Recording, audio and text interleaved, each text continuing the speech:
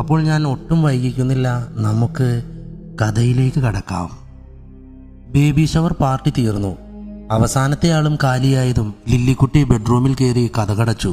കൈയും കാലും കഴച്ചിട്ട് വയ്യ. തലവേദനയും ശ്വാസമുട്ടലും കൂടിയായതോടുകൂടി എങ്ങനെയും പാർട്ടി തീർന്നു കിട്ടിയാൽ മതിയെന്നായിരുന്നു അവൾക്ക്. റോയിയുടെ നിർബന്ധമാണ് ബേബി ഷവർ പാർട്ടി നടത്തുക എന്നത്. റോയിയെ കുറ്റം പറയാനും പറ്റില്ല. കാത്തിരുന്ന് കിട്ടിയ സൗഭാഗ്യമാണ്. 15 കൊല്ലത്തെ പ്രാർത്ഥനകൾക്കും ചികിത്സയ്ക്കും ശേഷം ദൈവം കനിഞ്ഞു തന്ന മഹാഭാഗ്യം. ആ ഓർമ്മയുടെ മാധുര്യത്തിൽ അവൾ വയറ് തഴുകിക്കൊണ്ട് കിടക്കയിലേക്ക് ചാഞ്ഞു. കുഞ്ഞുവാവ ചെറുതായി അനങ്ങുന്നുണ്ട്. അവൾ പതുക്കെ നിദ്രയിലേക്ക് വഴുതി വീണു. കോളിംഗ് ബെല്ലടിക്കുന്ന ശബ്ദം കേട്ടാണ് അവൾ ഞെട്ടിയുണർന്നത്. റോയി ആയിരിക്കും. പാർട്ടിയുടെ ഇടയിൽ ഹോസ്പിറ്റലിൽ നിന്ന് കോൾ വന്നിട്ടുണ്ടായിരുന്നു. ഒരു എമർജൻസി കേസ്. റോയി നഗരത്തിലെ പ്രശസ്ത ഗൈനക്കോളജിസ്റ്റ് ആയതുകൊണ്ട് ഇതെല്ലാം അവരുടെ ജീവിതത്തിൽ പതിവാണ്. പ്രയാസപ്പെട്ട് എണീച്ചുകൊണ്ട് അവൾ വാതിലിനടുത്തേക്ക് നടന്നു. ക്ലോക്കിൽ 2 മണി മുഴങ്ങി. പുറത്തേക്കുള്ള ലൈറ്റിട്ട് അവൾ വാതിൽ തുറന്നു. പുറത്ത് ആരുമില്ല. ബെല്ലടിക്കുന്നത് അവൾ ശരിക്കും കേട്ടതാണ്. റോയ്, അവൾ വിളിച്ചു. ഇനി തന്നെ കബളിപ്പിക്കാൻ വേണ്ടി പതുങ്ങി നിൽക്കുകയാണോ? ഏയ്, ഒരിക്കലുമില്ല. ഇങ്ങനെ അവസ്ഥയിൽ റോയി ഒരിക്കലും അങ്ങനെ ചെയ്യില്ല. തന്നേക്കാൾ ശ്രദ്ധയാണ് റോയിക്ക് തൻ്റെ കാര്യത്തിൽ. അവൾക്കൊരു ഉൾഭയം തോന്നി. വേഗം ഉള്ളിലോട്ട് കയറി വാതിലടച്ചു. എന്തായാലും റോയിയെ വിളിച്ചു നോക്കാം. അവൾ ബെഡ്റൂമിലോട്ട് നടന്നു. മൊബൈൽ ഡ്രസ്സിംഗ് ടേബിളിന് മുകളിലാണ്. ടേബിളിൽ നിന്ന് മൊബൈൽ എടുത്ത് നോക്കുമ്പോഴാണ് ഡ്രസ്സിംഗ് ടേബിളിൻ്റെ മിററിലൂടെ വിൻഡോ കർട്ടൻ്റെ ഇടയിൽ ആരോ ഉണ്ടെന്ന് അവൾക്ക് തോന്നിയത്. അവൾ മരവിച്ചുപോയി. അനങ്ങാൻ ശക്തി വരുന്നില്ല. ശബ്ദം പോലും പുറത്തു വരുന്നില്ല. പെട്ടെന്നാണ് തലയ്ക്കൊരടി വീണത്. നിലവിളിക്കാൻ പോലും ശക്തിയില്ലാതെ അവൾ പിന്നോട്ട് വീണു. കണ്ണുകൾ വല്ലാത്ത ഭാരം. കൺപോളകൾ കനം കൊണ്ട് തൂങ്ങിയ പോലെ. കൈകളും കാലുകളും അനക്കാൻ പറ്റുന്നില്ല, കെട്ടിയിട്ടതുപോലെ. ലില്ലിക്കുട്ടി പ്രയാസപ്പെട്ട് കണ്ണുകൾ തുറന്നു. മങ്ങിയ കാഴ്ചയിൽ ആരോ മുന്നിലുണ്ടെന്ന് അവൾക്ക് മനസ്സിലായി. ക്രമേണ കാഴ്ച അവൾക്ക് തെളിഞ്ഞു വന്നു. നീയോ? മുന്നിലുള്ള ആളെ കണ്ട് ലില്ലിക്കുട്ടി ഞെട്ടിപ്പോയി. മറുപടിയായി അയാൾ ഒന്ന് ചിരിക്കുക മാത്രം ചെയ്തു. അയാൾ കത്രിക കൊണ്ട് ലില്ലിയുടെ നൈറ്റി മുറിക്കുവാൻ ആരംഭിച്ചു. നീ എന്നെ എന്താ ചെയ്യുന്നത്? അലറി വിളിച്ചുകൊണ്ട് അവൾ ചോദിച്ചു. അപ്പോഴും അവൻ ശാന്തനായി തൻ്റെ ജോലിയിൽ മുഴുകി. അവൾ അവനോട് കെഞ്ചിക്കൊണ്ടിരുന്നു, ഉപദ്രവിക്കരുതേ എന്ന്. അവൻ അവളുടെ നെയ്റ്റ് മുറിച്ച് സൈഡിലേക്കിട്ടു. എന്നിട്ട് തൻ്റെ ബാഗിൽ നിന്നൊരു സിറിഞ്ചെടുത്തു. പതുക്കെ ഒരു സൈഡിലേക്ക് കെട്ടഴിച്ച് അവളെ ചെരിച്ചു കിടത്തി. ശബ്ദം പോലും പുറത്തു വരാൻ പറ്റാത്തത്രയും ഭയാനകമായ അവസ്ഥയിലായിരുന്നു ലില്ലി അപ്പോൾ. അവൻ അവളുടെ നടുവിൽ സിറിഞ്ച് താഴ്ത്തി. വേദന കൊണ്ട് അവൾ പിടഞ്ഞു. എന്നാൽ അവളുടെ ശബ്ദം തൊണ്ടയിൽ തന്നെ കുരുങ്ങിക്കിടന്നു. അവൻ അവളെ പൂർവ്വസ്ഥിതിയിലാക്കി കൈകൾ വീണ്ടും കെട്ടി. പിന്നെ തൻ്റെ ബാഗിൽ നിന്നും ഒരു സർജിക്കൽ ബ്ലേഡ് പുറത്തെടുത്തു. അവളുടെ വയറിൽ ഒന്ന് തഴുകി. അവളുടെ വയറിൽ സാങ്കല്പികമായി 2 വര വരച്ചു. എൻ്റെ കുഞ്ഞിനെ ഒന്നും ചെയ്യല്ലേ, അവൾ അലറി വിളിച്ചു. അപ്പോഴും അവൻ അവളെ നോക്കി പുഞ്ചിരിച്ചു, വളരെ ശാന്തമായി തന്നെ. അവൻ അവളുടെ വയറിൽ നെടുകിനെയും കുറുകിനെയും നീളത്തിൽ വരഞ്ഞു. ലില്ലി അലറി വിളിച്ചു. എന്നാൽ അവൾ വേദന അറിഞ്ഞിരുന്നില്ല. അവളുടെ നിലവിളി ആ രാത്രിയിൽ മുങ്ങിപ്പോയി. റോയി ആണെങ്കിൽ ആകെ ടെൻഷനിലാണ്. ഇവളെന്താ ഫോൺ എടുക്കാത്ത? 12 തവണ വിളിച്ചു. വാട്സപ്പ് മെസ്സേജും കണ്ടിട്ടില്ല. എമർജൻസി കേസായതുകൊണ്ടാണ് ഹോസ്പിറ്റലിൽ നിന്നും വിളി വന്നയുടൻ പുറപ്പെട്ടത്. സിസേറിയൻ കേസായിരുന്നു. ജൂനിയേഴ്സിനെ കൊണ്ട് ഒറ്റയ്ക്ക് നടക്കില്ല. അതുകൊണ്ട് മാത്രമാണ് ലില്ലിയെ ഒറ്റയ്ക്കാക്കി പോകുന്നത്. ആ ത്രേസ്യാമ്മച്ചേടത്തിയെങ്കിലും വിളിച്ചു കിടത്തിയാൽ മതിയായിരുന്നു. റോയി ഡ്രൈവ് ചെയ്യുമ്പോഴും വിളിച്ചുകൊണ്ടേയിരുന്നു. ഒരു പ്രതികരണവും ഉണ്ടായില്ല. പോർച്ചിലേക്ക് കാറ് കയറ്റിയിട്ട് റോയി ഗേറ്റടച്ചു വന്നു. വാതിലിൽ മുട്ടി. പ്രതികരണവും ഒന്നുമില്ലാത്തതുകൊണ്ട് റോയി വാതിലൊന്ന് ഉന്തി നോക്കി.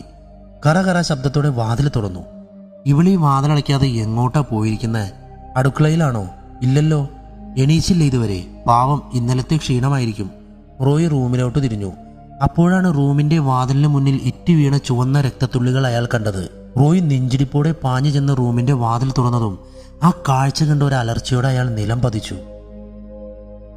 അഭിനന്ദ് പതുക്കെ ജീപ്പിൽ നിന്നിറങ്ങി. ചാർജ് എടുത്തിട്ട് ഒരാഴ്ചയായിട്ടുള്ളൂ. സാർ, SI ജേക്കബ് വിളിച്ചു. പ്ലോട്ട് സീൻ ചെയ്തിട്ടുണ്ട്. സാർ വന്ന് നോക്കിക്കഴിഞ്ഞാൽ ബോഡി ഹോസ്പിറ്റലിലേക്ക് മാറ്റായിരുന്നു. അഭിനന്ദ് ഉള്ളിലോട്ട് കയറി. വീടിന്റെ ഉൾവശം മൊത്തത്തിലൊന്ന് നിരീക്ഷിച്ചു. നല്ല അടുക്കും ചിട്ടയുമുള്ള വീട്. ഹാൾ നിറയെ കരകൗശല വസ്തുക്കളും പെയിന്റിങ്ങുകളും. സാർ, ആ റൂമിലാണ് SI ജേക്കബ് പറഞ്ഞു. അഭിനന്ദ് അയാൾ ചൂണ്ടിക്കാണിച്ച റൂമിന് നേരെ നടന്നു. അകത്ത് കടന്നതും ആ കാഴ്ച കണ്ട അയാൾ കണ്ണുകൾ പൂട്ടിക്കളഞ്ഞു.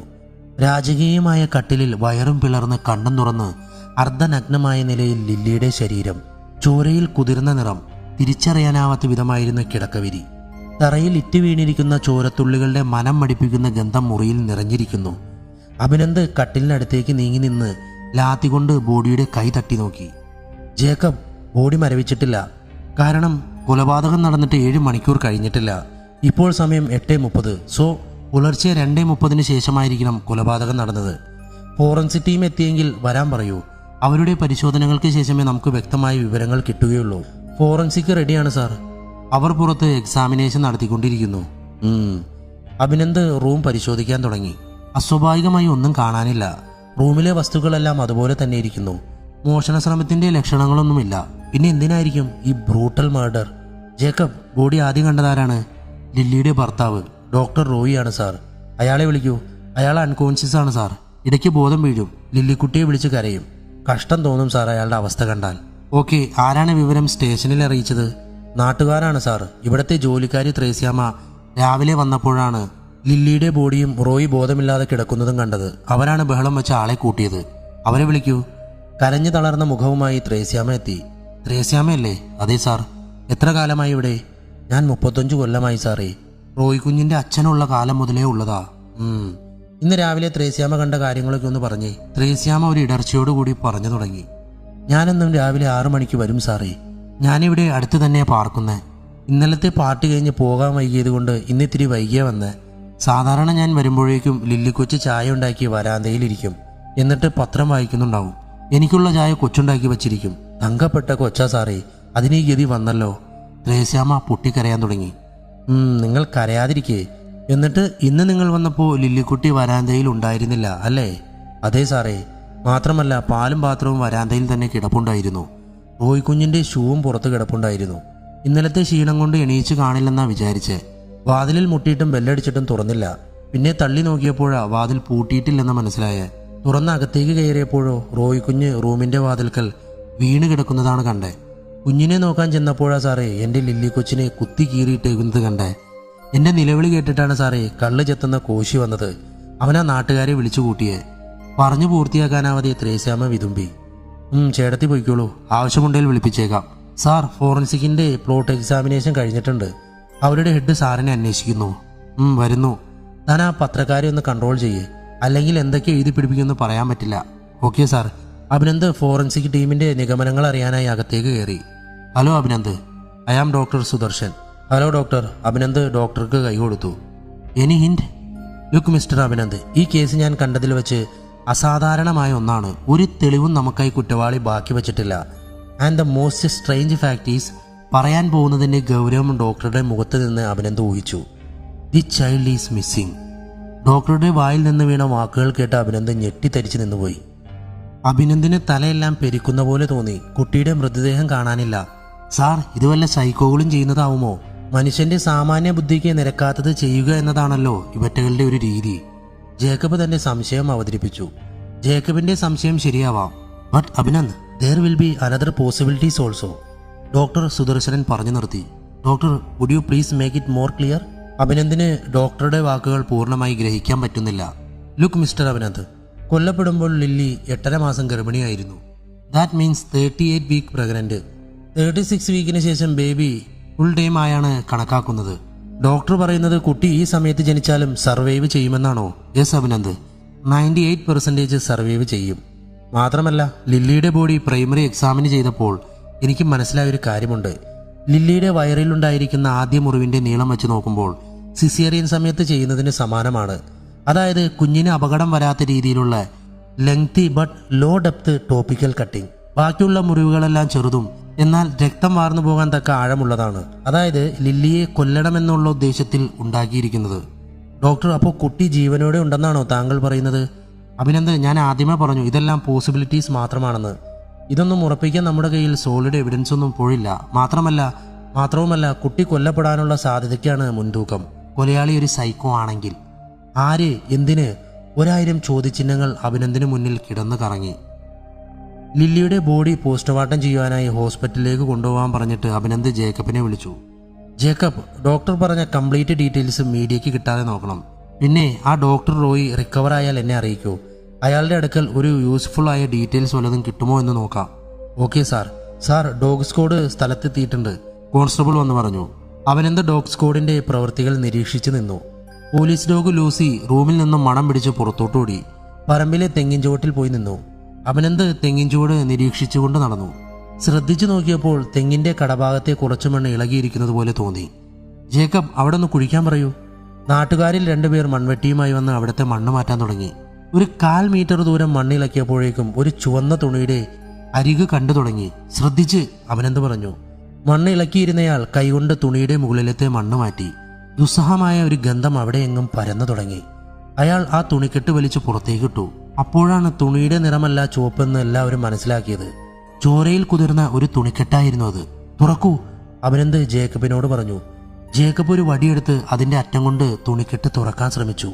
പെട്ടെന്ന് എന്തോ പുറത്തോട്ട് വീണു. അതെന്താണെന്ന് കണ്ട എല്ലാവരും വിറങ്ങലിച്ച് നിന്നുപോയി. ചോരയിൽ കുതിർന്ന ഒരു പൊക്കിൾക്കൊടി. ജേക്കബ് പതുക്കെ വടികൊണ്ട് തുണിക്കെട്ട് വലിച്ചു മുഴുവനായി തുറന്നു. ഒരു മാംസകഷ്ണം പോലെ എന്തോ ഒന്ന് പുറത്തേക്ക് ചാടി. അഭിനന്ദ് പതുക്കെ അതിനടുത്തേക്ക് ചെന്ന് കുനിഞ്ഞിരുന്ന് നോക്കി. ചുവപ്പും നീലയും കലർന്ന ഒരു മാംസകഷ്ണം. അതിൽ ഞരമ്പുകൾ പോലെ കുറെ ശാഖകൾ തെളിഞ്ഞു കാണുന്നു. പൊക്കിൾക്കൊടിയുടെ ഒരറ്റം അതിനോട് ചേർന്നാണ് ഇരിക്കുന്നത്. പൊക്കിൾക്കൊടിയുടെ മറ്റേ അറ്റം വൃത്തിയായി മുറിച്ചിരിക്കുന്നു. ജേക്കബ്, ഇത് പ്ലസന്റയാണ്. അഭിനന്ദ് വടിയുടെ അറ്റം കൊണ്ട് അത് പുറത്തേക്ക് വലിച്ചിട്ടു. ദുസ്സഹമായ ഗന്ധം കാരണം എല്ലാവരും മൂക്കുപൊത്തി. അപ്പോഴാണ് അതിന്റെ അടിയിൽ വെള്ള നിറത്തിൽ എന്തോ തിളങ്ങുന്നത് അഭിനന്ദ് കണ്ടത്. ജേക്കബ്, ഒരു ഗ്ലൗസ് കൊണ്ടുവരൂ. ഗ്ലൗസ് ഇട്ടുകൊണ്ട് അഭിനന്ദ് അത് കയ്യിലെടുത്തു. It's a surgical blade. ലില്ലിക്കുട്ടിയുടെ ജീവനെടുത്തത് ഇതുകൊണ്ടാവാം. അഭിനന്ദ് അതെല്ലാം എവിഡൻസ് ബാഗിലാക്കി ജേക്കബിനെ ഏൽപ്പിച്ചു. ജേക്കബ്, സാർ, കൊലയാളി മനഃപൂർവ്വം ഇതെല്ലാം നമ്മുടെ കൺമുന്നിൽ ഉപേക്ഷിച്ചതാണ്. അതുകൊണ്ടെന്താ സാർ പ്രയോജനം? കുട്ടി കൊല്ലപ്പെട്ടിട്ടില്ല എന്ന് നമ്മളെ ധരിപ്പിക്കാൻ, അല്ലെങ്കിൽ നമ്മളെ തെറ്റിദ്ധരിപ്പിച്ച അന്വേഷണം വഴിതിരിച്ചുവിടാൻ സാർ പറഞ്ഞു വരുന്നത്? അതെ ജേക്കബ്, കൊലയാളിയുടെ യഥാർത്ഥ ലക്ഷ്യം കുട്ടിയല്ല എങ്കിൽ എനിവേ എല്ലാ വഴികളിലൂടെയും നമ്മൾ അന്വേഷിക്കണം. കുട്ടി കൊല്ലപ്പെട്ടു എന്ന് നമുക്ക് ഉറപ്പില്ലാത്ത സ്ഥിതിക്ക് കുട്ടിയെ കണ്ടുപിടിക്കലായിരിക്കണം നമ്മുടെ പ്രൈം മോട്ടോ. അതിലൂടെ മാത്രമേ നമുക്ക് അവനിലേക്ക് എത്തുവാൻ കഴിയൂ. ചൈൽഡ് ട്രേഡ് റാക്കറ്റിന്റെ കരങ്ങളും ഇതിന്റെ പിന്നിൽ ഉണ്ടായിക്കൂടുന്നില്ല. ഹോസ്പിറ്റൽസിൽ നിന്നും മറ്റും തട്ടിയെടുക്കുന്ന കുട്ടികളെ അനാഥാലയങ്ങൾ വഴി വിദേശത്തേക്ക് കടത്തുകയാണ് ഇവരുടെ രീതി. പോലീസിന്റെ കണ്ണിൽപ്പെടാതെ കുഞ്ഞുങ്ങളെ സൂക്ഷിക്കാൻ പറ്റിയ സേഫ് സ്ഥലമാണല്ലോ ഓർഫനേജ്. സോ ഇവിടെയുള്ള അനാഥാലയങ്ങളിൽ ഒന്ന് അന്വേഷിക്കണം. Okay sir.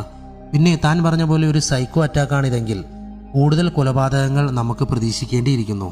റോയിയുടെ വീടിന്റെ പരിസരങ്ങളിൽ വേറെ പൂർണ്ണ ഗർഭിണികളായ സ്ത്രീകൾ ഉണ്ടോ എന്ന് അന്വേഷിക്കണം. ഉണ്ടെങ്കിൽ അവരോട് വിജിലന്റായി ഇരിക്കാൻ പറയണം. കാരണം ഈ ഏരിയ സിറ്റിയുടെ ഉള്ളിൽ നിന്നും വിട്ടിട്ടുള്ള അധികം ശ്രദ്ധിക്കപ്പെടാത്ത ഏരിയയാണ്. സോ ഇങ്ങനത്തെ ഏരിയാസിൽ ഉള്ളവർ ടാർഗറ്റ് ചെയ്യപ്പെടാൻ സാധ്യത കൂടുതലാണ്. അന്വേഷിക്കാം സാർ. ഇന്ന് വൈകിട്ട് തന്നെ പറഞ്ഞ ഡീറ്റെയിൽസ് എൻ്റെ കയ്യിൽ കിട്ടിയിരിക്കണം. നമ്മുടെ ചെറിയ അശ്രദ്ധ മതി കൂടുതൽ ജീവനുകൾ പൊലിയാൻ. പിന്നെ വേറൊരു കാര്യം കൂടി, ലില്ലിയുടെയും റോയിയുടെയും ബാക്ക്ഗ്രൗണ്ട് കൂടി ഒന്ന് രഹസ്യമായി അന്വേഷിച്ചേക്ക്. ഒരു റിവഞ്ച് സ്റ്റോറിക്കുള്ള വല്ല സ്കോപ്പ് ഉണ്ടോ എന്ന് അറിയണമല്ലോ. Okay sir. അഭിനന്ദ് ജീപ്പിൽ കയറി. അഭിനന്ദിന്റെ മനസ്സാകെ കലങ്ങി മറിഞ്ഞിരുന്നു. കണ്ണിൽ കുത്തിക്കീറിയ ലില്ലിക്കുട്ടിയുടെ രൂപവും കാതിലൊരു കുഞ്ഞിന്റെ കരച്ചിലും അയാൾ മുഴങ്ങി കേട്ടു. അഭിനന്ദ് നേരെ പോയത് ക്വാർട്ടേഴ്സിലേക്കാണ്.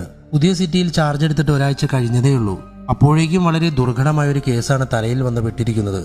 കുറ്റവാളിയിലേക്ക് നയിക്കുന്ന ഒരു തുമ്പ് പോലും പ്ലോട്ടിൽ നിന്ന് കിട്ടിയിട്ടില്ല എന്നത് അയാളെ ഭ്രാന്ത് പിടിപ്പിച്ചു. യൂണിഫോം പോലും മാറ്റാതെ അയാൾ കിടക്കയിലേക്ക് വീണു.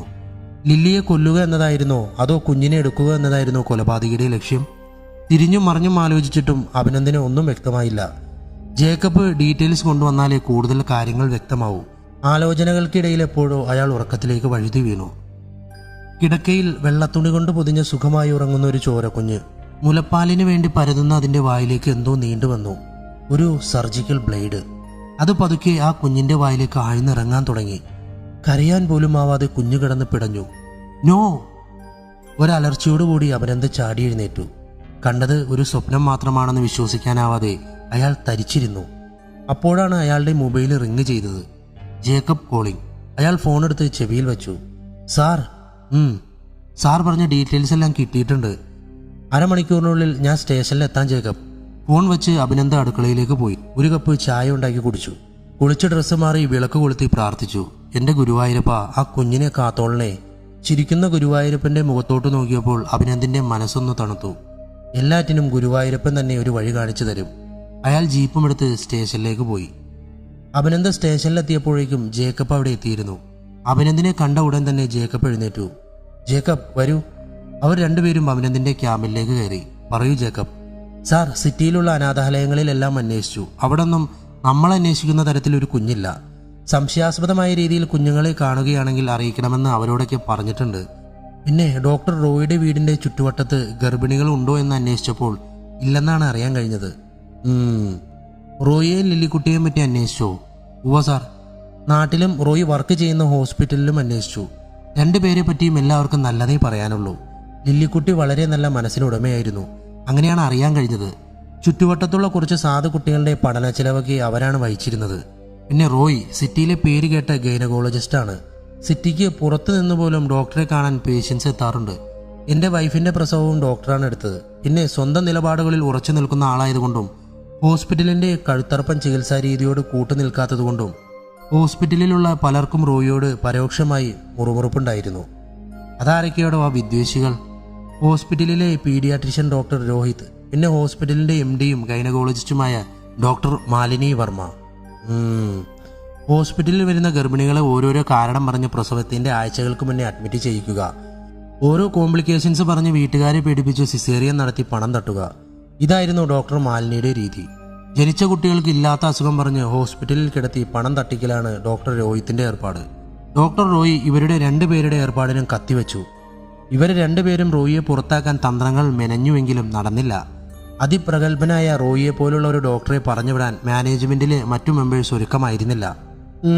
അപ്പോൾ അതുകൊണ്ടാണ് അവർക്ക് റോയിയോട് ശത്രുത. ഹോസ്പിറ്റൽ അഡ്മിനിസ്ട്രേറ്റീവ് ഡിപ്പാർട്ട്മെന്റിൽ എൻ്റെ ഒരു ഫ്രണ്ടുണ്ട്. അവൻ വഴിയാ സാറേ ഞാനിതെല്ലാം ചോർത്തിയത്. പുറത്തറിഞ്ഞാൽ അവൻ്റെ പണി പോവും. തൻ്റെ ഫ്രണ്ടിൻ്റെ പണിയൊന്നും പോവാത്ത രീതിയിൽ നമുക്ക് കാര്യങ്ങൾ നീക്കാമടോ. അത് മതി സാറേ. അപ്പോൾ നമുക്ക് നാളെ ഒന്ന് പോയി കണ്ടാലോ ആ കുഞ്ഞാടുകളെ? പിന്നെന്താ സാറേ, കണ്ടിരിക്കാം. മനസ്സിലെ കലക്കമെല്ലാം തെളിഞ്ഞു വരുന്നതായി അഭിനന്ദിന് തോന്നി. 10 നിലകളിലായി നഗരമധ്യത്തിൽ തലയുയർത്തി നിൽക്കുന്ന റോയൽ കെയർ ഹോസ്പിറ്റൽ. ഇതൊരു 5 സ്റ്റാർ സെറ്റപ്പ് ആണല്ലോടോ, അഭിനന്ദ് ജേക്കബിനോട് പറഞ്ഞു. പാവങ്ങളുടെ കഴുത്തറുത്ത് ഉണ്ടാക്കിയിരിക്കുന്നതാ സാറേ, ജേക്കബ് പറഞ്ഞത് കേട്ട് അഭിനന്ദ് ചിരിച്ചു. അവർ രണ്ടുപേരും കൂടി റിസപ്ഷനിലേക്ക് നടന്നു. അവരെ കണ്ടതും റിസപ്ഷനിലെ കോട്ടും പാൻസും ഇട്ട സുന്ദരി ചിരിച്ചുകൊണ്ട് ചോദിച്ചു, how can help you sir? Can I meet doctor Malini Varma? Just a minute sir. Your good name sir? Abhinand, ഇവിടുത്തെ CI ആണ്. പെൺകുട്ടി മാലിനി വർമ്മയുടെ നമ്പർ ഡയൽ ചെയ്തു. കോള് കണക്ട് ആയപ്പോൾ വിസിറ്റേഴ്സിനെ പറ്റി ധരിപ്പിച്ചു. You can go inside sir. Floor number 4, room number 13. Thanks. അഭിനന്ദും ജേക്കബും ലിഫ്റ്റിൽ കയറി 4ാമത്തെ നിലയിലെത്തി. 13ാം നമ്പർ റൂമിന് മുന്നിലെത്തിയപ്പോൾ വാതിലിലെ നെയിം ബോർഡ് അഭിനന്ദ് വായിച്ചു. Doctor Malathi Varma, senior gynaecologist come managing director. Abhinand വാതിലിൽ മുട്ടി. Yes coming. അവർ ഉള്ളിലേക്ക് ചെന്നു. കറങ്ങുന്ന കസാരയിൽ ഒരു 40-45 വയസ്സ് തോന്നിക്കുന്ന സുന്ദരിയായ സ്ത്രീ. Hello doctor. Hello inspector, please be seated. Thanks. അഭിനന്ദും ജേക്കബും അവർക്ക് അഭിമുഖമായിരുന്നു. Doctor, my name is Abhinand. ഇവിടുത്തെ CI ആണ്. ഇത് ജേക്കബ്, SI ആണ്. പറയൂ mister Abhinand, how can help you? Doctor റോയിയുടെ വൈഫ് ലില്ലിക്കുട്ടിയുടെ മേർഡർ നിങ്ങൾ അറിഞ്ഞിരിക്കുമല്ലോ. യെസ്. റോയിയും ആകെ തകർന്നിരിക്കുകയാണ്. റൂം വിട്ട് പുറത്തോട്ട് പോലും വരുന്നില്ല. ഭയങ്കര വിഷമഭാവത്തിൽ മാലിനി വർമ്മ പറഞ്ഞു. അന്വേഷണം ഏതുവരെയായി ഇൻസ്പെക്ടർ? അവർ ചോദിച്ചു. പ്രോഗ്രസ് ഉണ്ട്. താമസിയാതെ തന്നെ അവൻ അല്ല അവനോ അവളോ ഞങ്ങളുടെ പിടിയിലാകും. അഭിനന്ദിന്റെ മറുപടി കേട്ട മാലിനി വർമ്മയുടെ മുഖം വലിഞ്ഞു മുറുകി. അത് ശ്രദ്ധിച്ചുകൊണ്ട് തന്നെ അഭിനന്ദ് അവരോട് ചോദിച്ചു, റോയ്ക്ക് ഹോസ്പിറ്റലിൽ ശത്രുക്കൾ ആരെങ്കിലും ഉള്ളതായി ഡോക്ടറിന് അറിയാമോ? അഭിനന്ദിന്റെ ചോദ്യം കേട്ട മാലിനി വർമ്മ ഉടൻ പറഞ്ഞു, ഏയ് never. Roy professionally and personally വളരെ നല്ല മനുഷ്യനായിരുന്നു. നല്ല മനുഷ്യർക്കാണ് ഡോക്ടർ ശത്രുക്കൾ ഉണ്ടാവുക, ജേക്കബ് പറഞ്ഞു. മാലിനി വർമ്മ ഒന്നും മിണ്ടിയില്ല. ഡോക്ടർ രോഹിത് റോയിയുമായി എങ്ങനെയായിരുന്നു? അഭിനന്ദിന്റെ അപ്രതീക്ഷിതമായ ചോദ്യത്തിന് ഡോക്ടർ മാലിനി ഞെട്ടിപ്പോയി. അവർ നല്ല ഫ്രണ്ട്സ് ആയിരുന്നു. ഓക്കെ. എനിക്ക് ഡോക്ടർ രോഹിത്തിനെ ഒന്ന് കാണണമായിരുന്നു. രോഹിത് എമർജൻസി ലീവിലാണ് inspector. His mother is not well. എന്ന് വരും? I think after 1 week. കൂടുതൽ ഡീറ്റെയിൽസ് വേണമെങ്കിൽ അഡ്മിനിസ്ട്രേറ്റീവ് ഓഫീസിൽ ചോദിക്കാം. ഓക്കെ, എന്നാൽ ഞങ്ങൾ ഇറങ്ങുന്നു doctor. And thanks for your valuable time. Okay inspector. Malini Varma മുഖത്തൊരു ചിരി വരുത്തി. അഭിനന്ദും ജേക്കബും ഇറങ്ങിയ ഉടൻ മാലിനി വർമ്മ രോഹിത്തിന്റെ നമ്പറിലേക്ക് വിളിച്ചു. Phone switched off. അവർ നിരാശയോടുകൂടി ഫോൺ കട്ട് ചെയ്തു. സാർ, ജേക്കബ് വിളിച്ചു. മാലിനി വർമ്മ ഒരു പിടിയും തരുന്നില്ലല്ലോ. ബട്ട് ജേക്കബ്, അവരാണിത് ചെയ്തതെന്ന് നമ്മുടെ കയ്യിൽ തെളിവൊന്നുമില്ല. ഇത് നമ്മുടെ അസുംഷൻ മാത്രമാണ്. ഒരു പ്രൊഫഷണൽ ജലസിയുടെ പേരിൽ ഇവർ ഇത്രയും നിഷ്ഠൂരമായ ഒരു കൊലപാതകം ചെയ്യുമെന്നൊന്നും എനിക്ക് തോന്നുന്നില്ല. ബട്ട് ഏതൊക്കെ രീതിയിൽ ചിന്തിച്ചാലും സഞ്ചരിച്ചാലുമാണ് കൊലയാളിയിലേക്ക് എത്തുക എന്നത് നമുക്ക് പറയാനാവില്ല. So we should not miss any single link connected to Roy and Lily. നമ്മുടെ കണ്ടെത്തലുകൾക്കും അതീതമായി കാണാമറയത്ത് ചിരിച്ചുകൊണ്ട് നിൽക്കുകയാണ് ഇപ്പോഴും ആ കൊലയാളി. അതെ സാർ, എന്തായാലും തൻ്റെ ഫ്രണ്ടിന്റെ സഹായം ഇനിയും നമുക്ക് ചിലപ്പോൾ ആവശ്യം വരും. പിന്നെന്താ സാറേ, അവന്റെ ജോലി പോവാതെ നോക്കിയാൽ മതി. അഭിനന്ദ് ചിരിച്ചുകൊണ്ട് ജീപ്പിൽ കയറി. അവരുടെ ജീപ്പ് ഗേറ്റ് കടന്നു പോകുമ്പോൾ അവരറിയാതെ 2 കണ്ണുകൾ അവരെ വീക്ഷിക്കുന്നുണ്ടായിരുന്നു. ആ മുഖത്ത് ഒരു പുഞ്ചിരി വിടർന്നു വരുന്നുണ്ടായിരുന്നു, വളരെ ശാന്തമായൊരു പുഞ്ചിരി. രാധിക വീടിനുള്ളിലൂടെ പതിയെ നടക്കുകയായിരുന്നു. സുഖപ്രസവമാവാൻ നടത്തം വളരെ നല്ലതാണെന്ന് പലരും പറഞ്ഞു കേട്ടിട്ടുണ്ട്. എല്ലാ സ്ത്രീകളും വളരെ സന്തോഷത്തോടെ ഇരിക്കേണ്ട സമയമാണിത്. വീട്ടുകാരുടെയും ഭർത്താവിൻ്റെയും എല്ലാം ശ്രദ്ധയും സ്നേഹവും മതിവരുവോളം ലഭിക്കുന്ന സമയം. എന്നാൽ തൻ്റെ കാര്യത്തിൽ സംഭവിച്ചതോ? ആ ഓർമ്മയിൽ അവളുടെ കണ്ണുകൾ നിറഞ്ഞൊഴുകി. ഇല്ല, താനൊരിക്കലും തളരാൻ പാടില്ല. തന്നെ തോൽപ്പിച്ച എല്ലാവരുടെയും മുന്നിലും താൻ ഈ കുഞ്ഞിനെ അന്തസ്സായി വളർത്തി കാണിക്കും. അവൾ കണ്ണുകൾ തുടച്ച് ക്ലോക്കിലേക്ക് നോക്കി. സമയം 8 മണി. ജനാലിലൂടെ പുറത്തോട്ട് നോക്കിയപ്പോൾ കൂരാകൂരിട്ട്. സ്ട്രീറ്റ് ലൈറ്റിന്റെ വെളിച്ചം പോലും കാണാനില്ല. ഇന്നെന്താ ശാലിനിയെ കാണാത്തത്? 7:30 മുന്നേ വരുന്നതാണല്ലോ. അവൾ ഫോണെടുത്ത് ശാലിനിയെ വിളിക്കാൻ നോക്കി. ഓഹ്, ഇന്ന് ഞായറാഴ്ചയല്ലേ, അതാണ് അവൾ ലേറ്റ് ആവുന്നത്. ശാലിനി നഗരത്തിലെ ഒരു പ്രശസ്ത ബാർക്കം ഹോട്ടലിലെ വെയിട്രസ് ആണ്. അവധി ദിവസങ്ങളിൽ അവിടെ തിരക്ക് കൂടുതലായിരിക്കും. അപ്പോൾ അവൾ ലേറ്റായേ വരാറുള്ളൂ. അതിനിടയിൽ ഫോൺ ചെയ്താൽ ആ മാനേജറുടെ കയ്യിൽ നിന്നും പാവത്തിന് കണക്കിന് കേൾക്കും. ആ പേരും പറഞ്ഞ് ചിലപ്പോൾ കാശും കുറച്ചു കൊടുക്കും. അല്ലെങ്കിൽ തന്നെ താൻ കാരണം അവൾ കുറെ ബുദ്ധിമുട്ടുന്നുണ്ട്. ടെക്സ്റ്റൈൽസ് ഷോപ്പിലെ സെയിൽസ് ഗേളായ തനിക്ക് പലപ്പോഴും തന്റെ ചെക്കപ്പിനുള്ള പണം പോലും കണ്ടെത്താൻ കഴിയാറില്ല. കഴിഞ്ഞ മാസത്തെ സ്കാനിങ്ങിനുള്ള പണം അവളാണ് ഹോസ്പിറ്റലിൽ അടച്ചത്. ഇപ്പോഴും കൂടെ താമസിപ്പിക്കുന്നതിന് അവൾ തന്റെ കയ്യിൽ നിന്ന് വാടക പോലും മേടിക്കാറില്ല. കൊടുക്കാമെന്ന് പറഞ്ഞാൽ അവൾ സമ്മതിക്കുകയുമില്ല. അവളോടുള്ള കടപ്പാട് ഈ ജന്മം തീരില്ല. എന്തായാലും പ്രസവം കഴിഞ്ഞാൽ കുഞ്ഞിനെയും കൊണ്ട് പുതിയൊരു മുറിയിലേക്ക് മാറണം. ടെക്സ്റ്റൈൽ ഷോപ്പിലെ സൂപ്പർവൈസർ ദേവസി ചേട്ടൻ ഒരു ചെറിയ വീട് ശരിയാക്കി തരാമെന്ന് ഏറ്റിട്ടുണ്ട്. മൂപ്പരുടെ അനിയന്റെയാണ്.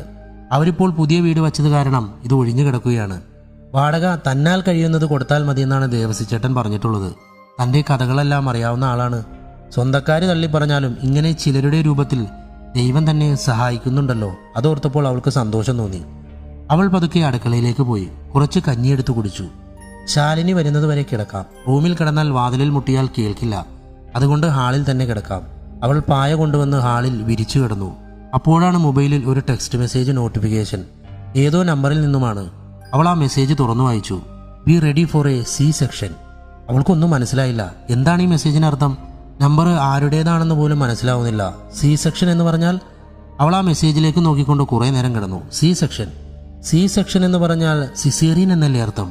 കഴിഞ്ഞ മാസം ചെക്കപ്പിന് പോയപ്പോൾ കുഞ്ഞിന്റെ പൊസിഷൻ ശരിയല്ല. പ്രസവത്തിന് മുന്നേ പൊസിഷൻ ശരിയായില്ലെങ്കിൽ സി സെക്ഷൻ വേണ്ടിവരുമെന്ന് ഡോക്ടർ നൈസിനോട് പറയുന്നത് കേട്ടതായി ഓർക്കുന്നു. അപ്പോൾ തനിക്ക് ഈ മെസ്സേജ് അയച്ചത് ഹോസ്പിറ്റലിൽ നിന്ന് ആരെങ്കിലും ആയിരിക്കുമോ? പക്ഷെ ഈ മെസ്സേജ് അയച്ചൊക്കെയാണോ ഇങ്ങനത്തെ കാര്യങ്ങളൊക്കെ പറയുന്നത്? ഈ നമ്പറിലോട്ടൊന്ന് വിളിച്ചു നോക്കിയാലോ? വേണ്ട, അല്ലെങ്കിൽ ശാലിനി വരട്ടെ, അവളെ കൊണ്ട് വിളിപ്പിക്കാം. രാധിക കണ്ണുമടച്ച് കിടന്നു. വാതിലിൽ മുട്ടുന്ന ശബ്ദം കേട്ടാണ് അവൾ എഴുന്നേറ്റത്. ക്ലോക്കിലേക്ക് നോക്കിയപ്പോൾ സമയം 11 മണി. ഇതാ വരുന്നു ശാലിനി. അവൾ ആയാസപ്പെട്ട് എഴുന്നേറ്റ് പോയി വരാന്തയിലെ ലൈറ്റിട്ട് വാതിൽ തുറന്നു. ആരെയും കാണുന്നില്ല. ശാലിനി, ശാലിനി. അപ്പോൾ പിന്നെ ആരാ വാതിലിൽ മുട്ടിയേ? രാധികയുടെ ഉള്ളിലൊരു ആന്തൽ പോയി. അവൾ വേഗം വാതിലടച്ചു. ശാലിനിയെ വിളിക്കാം, എന്തോ ഒരു പേടി തോന്നുന്നു. അവൾ ഫോൺ എടുത്തു. പെട്ടെന്ന് എന്തോ പാത്രം വീഴുന്ന ശബ്ദം കേട്ടു. രാധിക ഞെട്ടി ഫോൺ കയ്യിൽ നിന്ന് താഴെ വീണു. അടുക്കളയിൽ ഒരു നിഴൽ. രാധികയ്ക്ക് ശ്വാസം വിടാൻ പോലും പേടി തോന്നി. കൈയും കാലുമൊക്കെ മരവിച്ച പോലെ. ഇനി പേടി കൊണ്ട് തനിക്ക് തോന്നുന്നതാണോ? രണ്ടും കൽപ്പിച്ച് അവൾ പതുക്കെ അടുക്കളയിലേക്ക് നടന്നു. ലൈറ്റ് ഇടാൻ തുടങ്ങിയതും അവളുടെ തലയ്ക്കൊരു അടി വീണു. നിലവിളിക്കാൻ പോലും മറന്നു അവൾ താഴെ വീണു. രാധിക പ്രയാസപ്പെട്ട് കണ്ണുകൾ തുറന്നു. തലയ്ക്ക് വല്ലാത്ത കനം. താനെപ്പോഴാണ് മുറിയിൽ വന്നത്? സംഭവിച്ചതെന്താണെന്ന് അവൾ ഓർമ്മിക്കാൻ ശ്രമിച്ചു. അവൾ കട്ടിലിൽ നിന്നും എഴുന്നേൽക്കാൻ ശ്രമിച്ചു. അപ്പോഴാണ് തന്റെ കൈകളും കാലുകളും കട്ടിലിനോട് ചേർത്ത് കെട്ടിയിരിക്കുകയാണെന്ന യാഥാർത്ഥ്യം അവൾ അറിഞ്ഞത്. പെട്ടെന്ന് കട്ടിലിന് പിന്നിൽ ആരുടെയോ കാൽപെരുമാറ്റം കേട്ടു. ചിരിച്ചുകൊണ്ട് തന്റെ അടുത്തേക്ക് വന്ന ആളെ കണ്ട് അവൾ ഞെട്ടിപ്പോയി. നിങ്ങൾ? അവൾ വിറച്ചുകൊണ്ട് ചോദിച്ചു. മറുപടിയായി അവൻ അവളെ നോക്കി പുഞ്ചിരിച്ചു, വളരെ ശാന്തമായി തന്നെ. അവൻ അവളുടെ ചുരിദാറിന്റെ പാൻറ് സാവധാനം അഴിച്ചു മാറ്റി. ദൈവത്തെ ഓർത്ത് എന്നെ ഉപദ്രവിക്കരുതേ, അവൾ അവനോട് കെഞ്ചി. അവനതൊന്നും ശ്രദ്ധിക്കുക പോലും ചെയ്യാതെ തന്റെ ജോലി തുടർന്നു. അവൻ രാധികയുടെ ചുരിദാറിന്റെ ടോപ്പ് കത്രിക വെച്ച് നെടുകെ കീറി അതൊരു സൈഡിലേക്ക് മാറ്റിയിട്ടു. ബാഗിൽ നിന്ന് ഒരു സിറിഞ്ചെടുത്ത് അവളെ ചിരിച്ചു കിടത്തി അത് അവളുടെ ഇടുപ്പിലൂടെ താഴ്ത്തി. രാധിക വേദന കൊണ്ട് പുളഞ്ഞ് അലറിക്കരഞ്ഞു. അവളുടെ കണ്ണുകളുടെ ഭാരം വർദ്ധിക്കാൻ തുടങ്ങി. തനിക്ക് സംഭവിക്കാൻ പോകുന്നത് എന്താണെന്ന് പോലും അറിയാതെ പാതി ചത്തവൾ കിടന്നു. മങ്ങിയ കാഴ്ചയിൽ അവനൊരു കത്തിയെടുക്കുന്നതും തന്റെ വയറിനടുത്തേക്ക് വരുന്നതും അവൾ കണ്ടു. നിലവിളിക്കാൻ തുടങ്ങിയെങ്കിലും അവളുടെ ശബ്ദം തൊണ്ടയിൽ തന്നെ കുരുങ്ങിപ്പോയി. മൊബൈൽ റിങ് ചെയ്യുന്ന ശബ്ദം കേട്ടാണ് അഭിനന്ദ് ഉറക്കത്തിൽ നിന്ന് എഴുന്നേറ്റത്. അഭിനന്ദ് സമയം നോക്കി. 6 മണി ആവുന്നതേ ഉള്ളൂ. ഇത്ര നേരത്തെ എന്തിനാണോ ജേക്കബ് വിളിക്കുന്നത്? അഭിനന്ദ് ഫോൺ എടുത്തു. Jacob sir. ജേക്കബിന്റെ സ്വരത്തിൽ അപകട സൂചന അഭിനന്ദിന് മനസ്സിലായി. വീണ്ടും ഒരു കൊലപാതകം. ലില്ലിക്കുട്ടി കൊല്ലപ്പെട്ട അതേ രീതിയിൽ. ജേക്കബിന്റെ വാക്കുകൾ കേട്ട് അഭിനന്ദ് അനങ്ങാതെ ഇരുന്നു പോയി. സാർ, ജേക്കബ് വിളിച്ചു. അഭിനന്ദിന് ഞെട്ടൽ മാറിയിരുന്നില്ല. ജേക്കബേ, പ്ലോട്ട് എവിടെയാണ്? കല്ലുവഴി കോളനിയാണ് സാർ. ആൾതാമസം കുറഞ്ഞ പ്രദേശമാണ്. ആകെ കുറച്ച് വീടുകളേ ഉള്ളൂ. അതിൽ ആൾതാമസമുള്ളത് 3 വീട്ടിൽ മാത്രം. ഓക്കെ ജേക്കബ്, ലൊക്കേഷൻ അയച്ചു തരൂ. ഞാനൊരു അരമണിക്കൂറിനുള്ളിൽ അവിടെ എത്താം. ഈ കൊലപാതകങ്ങളിലൂടെ ഇതുവരെ ഉണ്ടായിരുന്ന കണക്കുകൂട്ടലുകളെല്ലാം തെറ്റിയിരിക്കുന്നു. അഭിനന്ദ് വേഗം പ്രഭാതകൃത്യങ്ങൾ നിർവഹിച്ചെന്ന് വരുത്തി യൂണിഫോം ഇട്ട് ജീപ്പിൽ കയറി സംഭവസ്ഥലത്തേക്ക് പാഞ്ഞു. ടാർ ചെയ്യാത്ത വഴിയിലൂടെ ജീപ്പ് കോളനിയുടെ ഉള്ളിലേക്ക് കയറി. വീടിന്റെ മുറ്റം നിറയെ പത്രക്കാരും നാട്ടുകാരും തടിച്ചു കൂടിയിരിക്കുന്നു. ഓടിട്ടൊരു ചെറിയ വീട്, തൊട്ടടുത്തൊന്നും വീടുകൾ കാണാനില്ല. അഭിനന്ദിനെ കണ്ട് ജേക്കബ് അടുത്തേക്ക് വന്നു. സാർ, ടൗണിലെ അനശ്വര ടെക്സ്റ്റൈൽസിൽ സെയിൽസ് ഗേളായി വർക്ക് ചെയ്തിരുന്ന രാധികയാണ് കൊല്ലപ്പെട്ടിരിക്കുന്നത്. 8 മാസം ഗർഭിണിയായിരുന്നു. ബോഡി എവിടെ? റൂമിലാണ് സാർ. അഭിനന്ദും ജേക്കബും ആൾക്കൂട്ടത്തെ വകഞ്ഞു മാറ്റിക്കൊണ്ട് ഉള്ളിലോട്ട് കയറി. അഭിനന്ദ് വീടിന്റെ ഉൾവശം എല്ലാം നിരീക്ഷിച്ചു. വളരെ ചെറിയൊരു വീടായിരുന്നു അത്. 5-6 പേർ നിന്നാൽ തന്നെ നിറയുന്നൊരു ഹാള്. അവിടെ 2 കസേരകൾ ഇട്ടിട്ടുണ്ട്. വാതിലിനോട് കുറച്ചു മാറി ഒരു പായ വിരിച്ചിട്ടിരിക്കുന്നു. ഹാളിന്റെ ഒരു വശത്ത് അടുക്കള, മറുവശത്ത് റൂം. അഭിനന്ദ് ജേക്കബിന്റെ കൂടെ റൂമിലോട്ട് കയറി. അവിടെ ഒരു ചെറിയ കട്ടിലിൽ ചോരയിൽ കുളിച്ച് വയറും പിളർന്ന് കണ്ണും തുറച്ച് രാധിക കിടക്കുന്നുണ്ടായിരുന്നു. ലില്ലിക്കുട്ടി കിടന്ന അതേ രീതിയിൽ. ഹൃദയമുള്ള ആർക്കും ആ കാഴ്ച കണ്ടു നിൽക്കാൻ പറ്റാത്തതായിരുന്നു. അഭിനന്ദ് പതുക്കെ ബോഡിയുടെ അടുത്തേക്ക് ചെന്നു. ലാത്തി കൊണ്ട് ബോഡിയുടെ കയ്യിൽ തൊട്ടു നോക്കി. മരവിച്ചിരിക്കുന്നു. ഈ രാധിക ഒറ്റക്കാണ് ഇവിടെ താമസിക്കുന്നത്? അല്ല സാർ, ഒരു കൂട്ടുകാരിയുടെ കൂടെയാണ്. ആ കൂട്ടുകാരി എവിടെ? ഇപ്പോൾ വിളിക്കാം സാർ. കരഞ്ഞു ചുവന്ന മുഖവുമായി ശാലിനി വന്നു. നിങ്ങളാണോ രാധികയുടെ കൂടെ താമസിക്കുന്ന കൂട്ടുകാരി? അതെ സാർ. ഇന്നലെ നിങ്ങൾ വീട്ടിലുണ്ടായിരുന്നില്ലേ? ഇല്ല സാർ, ഞാനിവിടെ അടുത്ത ബാറിലെ വെയിട്രസ് ആണ്. ഇന്നലെ ഞായറാഴ്ച ആയതുകൊണ്ട് ബാർ ക്ലോസ് ചെയ്തപ്പോൾ രാത്രി 12 മണിയായി. സാധാരണ വിളിക്കാറുള്ള ഓട്ടോ ചേട്ടനെ വിളിച്ചപ്പോൾ കിട്ടിയില്ല. അസമയമായതുകൊണ്ട് പരിചയമില്ലാത്ത ആരുടെയും കൂടെ വരേണ്ടെന്ന് കരുതി അടുത്തുള്ള ഫ്രണ്ടിന്റെ വീട്ടിൽ പോയി. രാവിലെ 5 മണിക്ക് തന്നെ ഞാൻ അവിടെ നിന്ന് ഇറങ്ങി വീട്ടിലേക്ക് വന്നു. വാതിലിൽ മുട്ടി തുറക്കാതിരുന്നപ്പോൾ എൻ്റെ ഫ്രണ്ടിനെ വിളിച്ചു വരുത്തി. അവൻ വന്ന് വാതിൽ പൊളിച്ചാണ് അകത്ത് കടന്നത്. അപ്പോഴാണ് അവൾ പറഞ്ഞു മുഴുവിപ്പിക്കാതെ ശാലിനി മുഖം പൊത്തി കരഞ്ഞു. അപ്പോൾ നിങ്ങൾ വരില്ലെന്ന കാര്യം രാധികയ്ക്ക് അറിയാമായിരുന്നു. അത് പറയാൻ വേണ്ടി ഞാൻ അവളെ വിളിച്ചിരുന്നു സാർ. പക്ഷേ അവൾ ഫോൺ എടുത്തില്ല. എപ്പോഴാണ് വിളിച്ചത്? ബാറിൽ നിന്ന് ഇറങ്ങിയ ഉടൻ. ഏകദേശം 12:15 കാണും. രാധിക ഫോൺ എടുക്കാത്തതും ബോഡി മരവിച്ചതും കണക്കിലെടുത്താൽ കൊല നടന്നിരിക്കുന്നത് 10-നും 12-നും ഇടയിലാണെന്ന് ഊഹിക്കാമല്ലേ ജേക്കബ്? അതെ സാർ. ഇവിടുത്തെ ചുറ്റുപാട് ശരിക്കും നിരീക്ഷിച്ച് മനസ്സിലാക്കി തന്നെയാണ് കൊല നടത്തിയിരിക്കുന്നത്. അല്ലെങ്കിൽ 10-നും 12-നും ഇടയിലുള്ള സമയം കൊലയാളി തിരഞ്ഞെടുക്കില്ല. സാർ, ഫോറൻസിക് ഡിപ്പാർട്ട്മെന്റിന്റെ ഹെഡ് ഡോക്ടർ സുദർശൻ സാറെ കാണണമെന്ന് പറഞ്ഞിട്ടുണ്ട്. ജേക്കബ് പറഞ്ഞു. ഓക്കെ. അപ്പോൾ ശാലിനി പോയിക്കോളൂ. കൂടുതൽ വിവരങ്ങൾ ഞാൻ പിന്നോട് ചോദിച്ചോളാം. ഒഴുകിയിറങ്ങിയ കണ്ണുനീർ തുടച്ച് ശാലിനി പോകാനൊരുങ്ങി. ശാലിനി, ഈ രാധികയ്ക്ക് ബന്ധുക്കളാരുമില്ലേ? ബന്ധങ്ങളുണ്ടായിട്ടെന്താ സാറേ കാര്യം? ബന്ധം വച്ചാലല്ലേ ബന്ധു എന്ന് പറയാൻ പറ്റൂ. കഴിഞ്ഞ 7 മാസമായി ഞാൻ തന്നെയാണ് അവളുടെ ബന്ധു. അവൾക്ക് അച്ഛനും അമ്മയുമില്ല. വളർന്നത് ഒരു വലിയമ്മയുടെ വീട്ടിൽ നിന്നാണ്. അവർ 18 വയസ്സ് തികഞ്ഞപ്പോഴേക്കും അവളെ കണ്ടവന് കെട്ടിച്ചു കൊടുത്തു. അയാളാണെങ്കിൽ കള്ളും കഞ്ചാവും കൊണ്ട് നടക്കുന്ന ഒരുത്തനും. ഇവളെ വല്ലാതെ ദ്രോഹിക്കുമായിരുന്നു. സഹി കേട്ടപ്പോൾ അപ്പോൾ തന്നെ ഇറങ്ങിപ്പോന്നു. അവളുടെ വല്യമ്മയുടെ വീട്ടിൽ കയറ്റിയതുമില്ല. അങ്ങനെ എൻ്റെ കൂടെ താമസമായത്. ഇടയിൽ ഒരു തലചുറ്റൽ വന്ന് നോക്കിയപ്പോഴാണ് ഗർഭിണിയാണെന്ന് അറിഞ്ഞത്. ആ കുഞ്ഞിനെ എല്ലാവരുടെയും മുന്നിൽ വളർത്തി കാണിക്കണമെന്നുള്ളത് അവളുടെ ആഗ്രഹമായിരുന്നു. അതിനുള്ള യോഗം ഈശ്വരൻ അവൾക്ക് കൊടുത്തില്ല. ശാലിനി വിതുമ്പി. ശാലിനി പോയിക്കോളൂ. ആവശ്യം വരികയാണെങ്കിൽ വിളിക്കാം. അഭിനന്ദൻ ജേക്കബും അകത്തേക്ക് നടന്നു. ഡോക്ടർ സുദർശൻ അഭിനന്ദിന് ഹസ്തദാനം ചെയ്തു. അഭിനന്ദ്, ബോഡിയിലെ മുറിവുകളുടെയും കില്ലിംഗ് പാറ്റേണിന്റെയും അടിസ്ഥാനത്തിൽ ലില്ലിക്കുട്ടിയുടെയും രാധികയുടെയും കൊലയാളി ഒരാളാവാനാണ് സാധ്യത. ലില്ലിക്കുട്ടിയുടെ കൊലപാതകം പോലെ തന്നെ ഇവിടെയും ഒരു തെളിവുകളും കൊലയാളി അവശേഷിപ്പിച്ചിട്ടില്ല. He is that much brilliance and dangerous too. Doctor, ഒരു ലീഡിംഗ് പോയിന്റ് പോലുമില്ലാതെ ഈ കേസ് എങ്ങനെ മുന്നോട്ട് കൊണ്ടുപോകും? മുകളിൽ നിന്നുള്ള പ്രഷർ താങ്ങാവുന്നതിലും അപ്പുറമാണ്. പിന്നെ പത്രക്കാരുടെ ഹരാസ്മെന്റ് വേറെ. അവർ പടച്ചുവിടുന്ന കഥകളെല്ലാം ഡോക്ടറും കാണുന്നുണ്ടല്ലോ. അഭിനന്ദ് പറഞ്ഞു. അഭിനന്ദ്, ഇത്രയും കരുണയില്ലാതെ ക്രൂരമായ രീതിയിൽ ഗർഭിണികളുടെ വയർ പിളർന്ന കുഞ്ഞിനെ എടുത്തുകൊണ്ടു പോവുക എന്ന് പറഞ്ഞാൽ അതിന് വികാരവും വിചാരവും മരവിച്ച ഒരാൾക്കേ പറ്റൂ. Doctor, you mean A psycho? Yes, എനിക്ക് ശരിക്കും ബോധ്യമുണ്ട് ഇതിന്റെ പിന്നിലൊരു സൈക്കോ തന്നെ ആവാനാണ് കാരണം. അങ്ങനെയാണെങ്കിൽ കൊലപാതകങ്ങളൊന്നും ഇവിടം കൊണ്ട് അവസാനിക്കില്ല അഭിനന്ദ്. പിന്നെ വളരെ പ്രധാനപ്പെട്ട ഒരു കാര്യം എനിക്ക് നിങ്ങളോട് പറയാനുള്ളത്. പ്രത്യാശയോടെ അഭിനന്ദ് ഡോക്ടറുടെ മുഖത്തേക്ക് നോക്കി. ലില്ലിയുടെ വയറിലെ മുറിവിനെ പറ്റി ഞാൻ നേരത്തെ സൂചിപ്പിച്ചിരുന്നല്ലോ. അതായത് ഒരു സി സെക്ഷന് സമാനമായ മുറിപ്പാട്. അതുതന്നെയാണ് രാധികയുടെ വയറിലും കാണുന്നത്. മാത്രമല്ല, ലില്ലിക്കുട്ടിയുടെ പോസ്റ്റ്മോർട്ടം റിപ്പോർട്ടിൽ അവളുടെ ശരീരത്തിൽ ലോക്കൽ അനസ്തെറ്റിക്കായ ലിഡോകൈനിന്റെ സാന്നിധ്യം കണ്ടെത്തിയിട്ടുണ്ട്. സിസേറിയൻ സമയത്ത് എപ്പിഡ്യൂറൽ അനസ്തേഷ്യ നൽകുവാൻ ഉപയോഗിക്കുന്ന ഡ്രഗാണത്. അവരുടെ ഇടുപ്പിൽ എപ്പിഡ്യൂറൽ കൊടുത്തതിൻ്റെ അടയാളവും ഉണ്ടായിരുന്നു. അതേപോലുള്ള ഒരു അടയാളം രാധികയുടെ ഇടുപ്പിലുമുണ്ട്. ഇതെല്ലാം കൂടി വായിച്ചാൽ കൊലയാളിയെപ്പറ്റി നമുക്ക് കിട്ടുന്ന ഒരു സൂചനയുണ്ട്. എന്താണ് ഡോക്ടർ അത്? അഭിനന്ദ് ആകാംക്ഷയോട് കൂടി ചോദിച്ചു. He is A medical professional. Doctor പറഞ്ഞത് കേട്ട് അഭിനന്ദും ജേക്കബും പരസ്പരം നോക്കി. അഭിനന്ദ്, ഒരു മെഡിക്കൽ പ്രൊഫഷണൽ അല്ലാത്ത ഒരാൾക്ക് ഒരിക്കലും ഇത്രയും ടെക്നിക്കലായ കാര്യങ്ങൾ ചെയ്യാൻ സാധിക്കില്ല. അപ്പോൾ ഞങ്ങളുടെ അന്വേഷണം തെറ്റായ ദിശയിലല്ല നീങ്ങുന്നത്. Thank you so much for providing the information doctor. All the best Abhinand. Body പോസ്റ്റ്മോർട്ടത്തിനെടുത്തോളം പറഞ്ഞിട്ട് അഭിനന്ദും ജേക്കബും പോകാനിറങ്ങി. ഹാളിലെത്തിയപ്പോഴാണ് അടുക്കളവാതിലിന് മുന്നിൽ കിടക്കുന്ന ഫോൺ അഭിനന്ദ് ശ്രദ്ധിച്ചത്. ഒരു പഴയ മോഡൽ നോക്കിയ ഫോൺ. അഭിനന്ദ് ടവൽ കൊണ്ട് മൊബൈലെടുത്ത് ഓണാക്കി നോക്കി. സ്ക്രീനിൽ രാധിക എന്ന് സേവ് ചെയ്തിരിക്കുന്നു. അഭിനന്ദ് ഫോണും എടുത്തുകൊണ്ട് പുറത്തേക്ക് നടന്നു. ജേക്കബ്, സ്റ്റേഷനിലേക്ക് പോവാം. കേസിന്റെ കുറച്ച് ഡീറ്റെയിൽസ് എടുക്കണം. ശരി സാർ. സ്റ്റേഷനിലേക്ക് പോകുന്ന വഴി ജീപ്പിലിരുന്ന അഭിനന്ദ് രാധികയുടെ ഫോൺ പരിശോധിക്കുകയായിരുന്നു. കോൾ ഹിസ്റ്ററിയിൽ നോക്കുമ്പോൾ ശാലിനി മാത്രമാണ് കൊല നടന്ന ദിവസം വിളിച്ചിരിക്കുന്നത്. മെസ്സേജ് ഓർഡർ നോക്കി അഭിനന്ദ് ഞെട്ടിപ്പോയി. അഭിനന്ദിന്റെ മുഖഭാവം കണ്ട് ജേക്കബ് കാര്യം അന്വേഷിച്ചു. അഭിനന്ദ് തന്റെ കയ്യിലിരുന്ന മൊബൈൽ ജേക്കബിന് നേരെ നീട്ടി. B ready for a C section.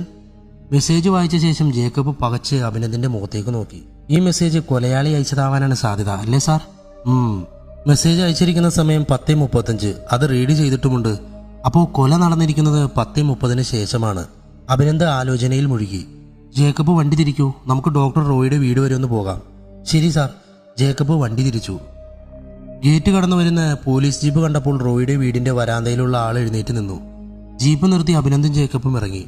വരാന്തയിലുണ്ടായിരുന്ന ആളിറങ്ങി അവരുടെ അടുത്തേക്ക് ചെന്നു. ഹലോ ഇൻസ്പെക്ടർ, ഞാൻ ഡോക്ടർ തോമസ്, റോയിയുടെ മൂത്ത ചേട്ടൻ.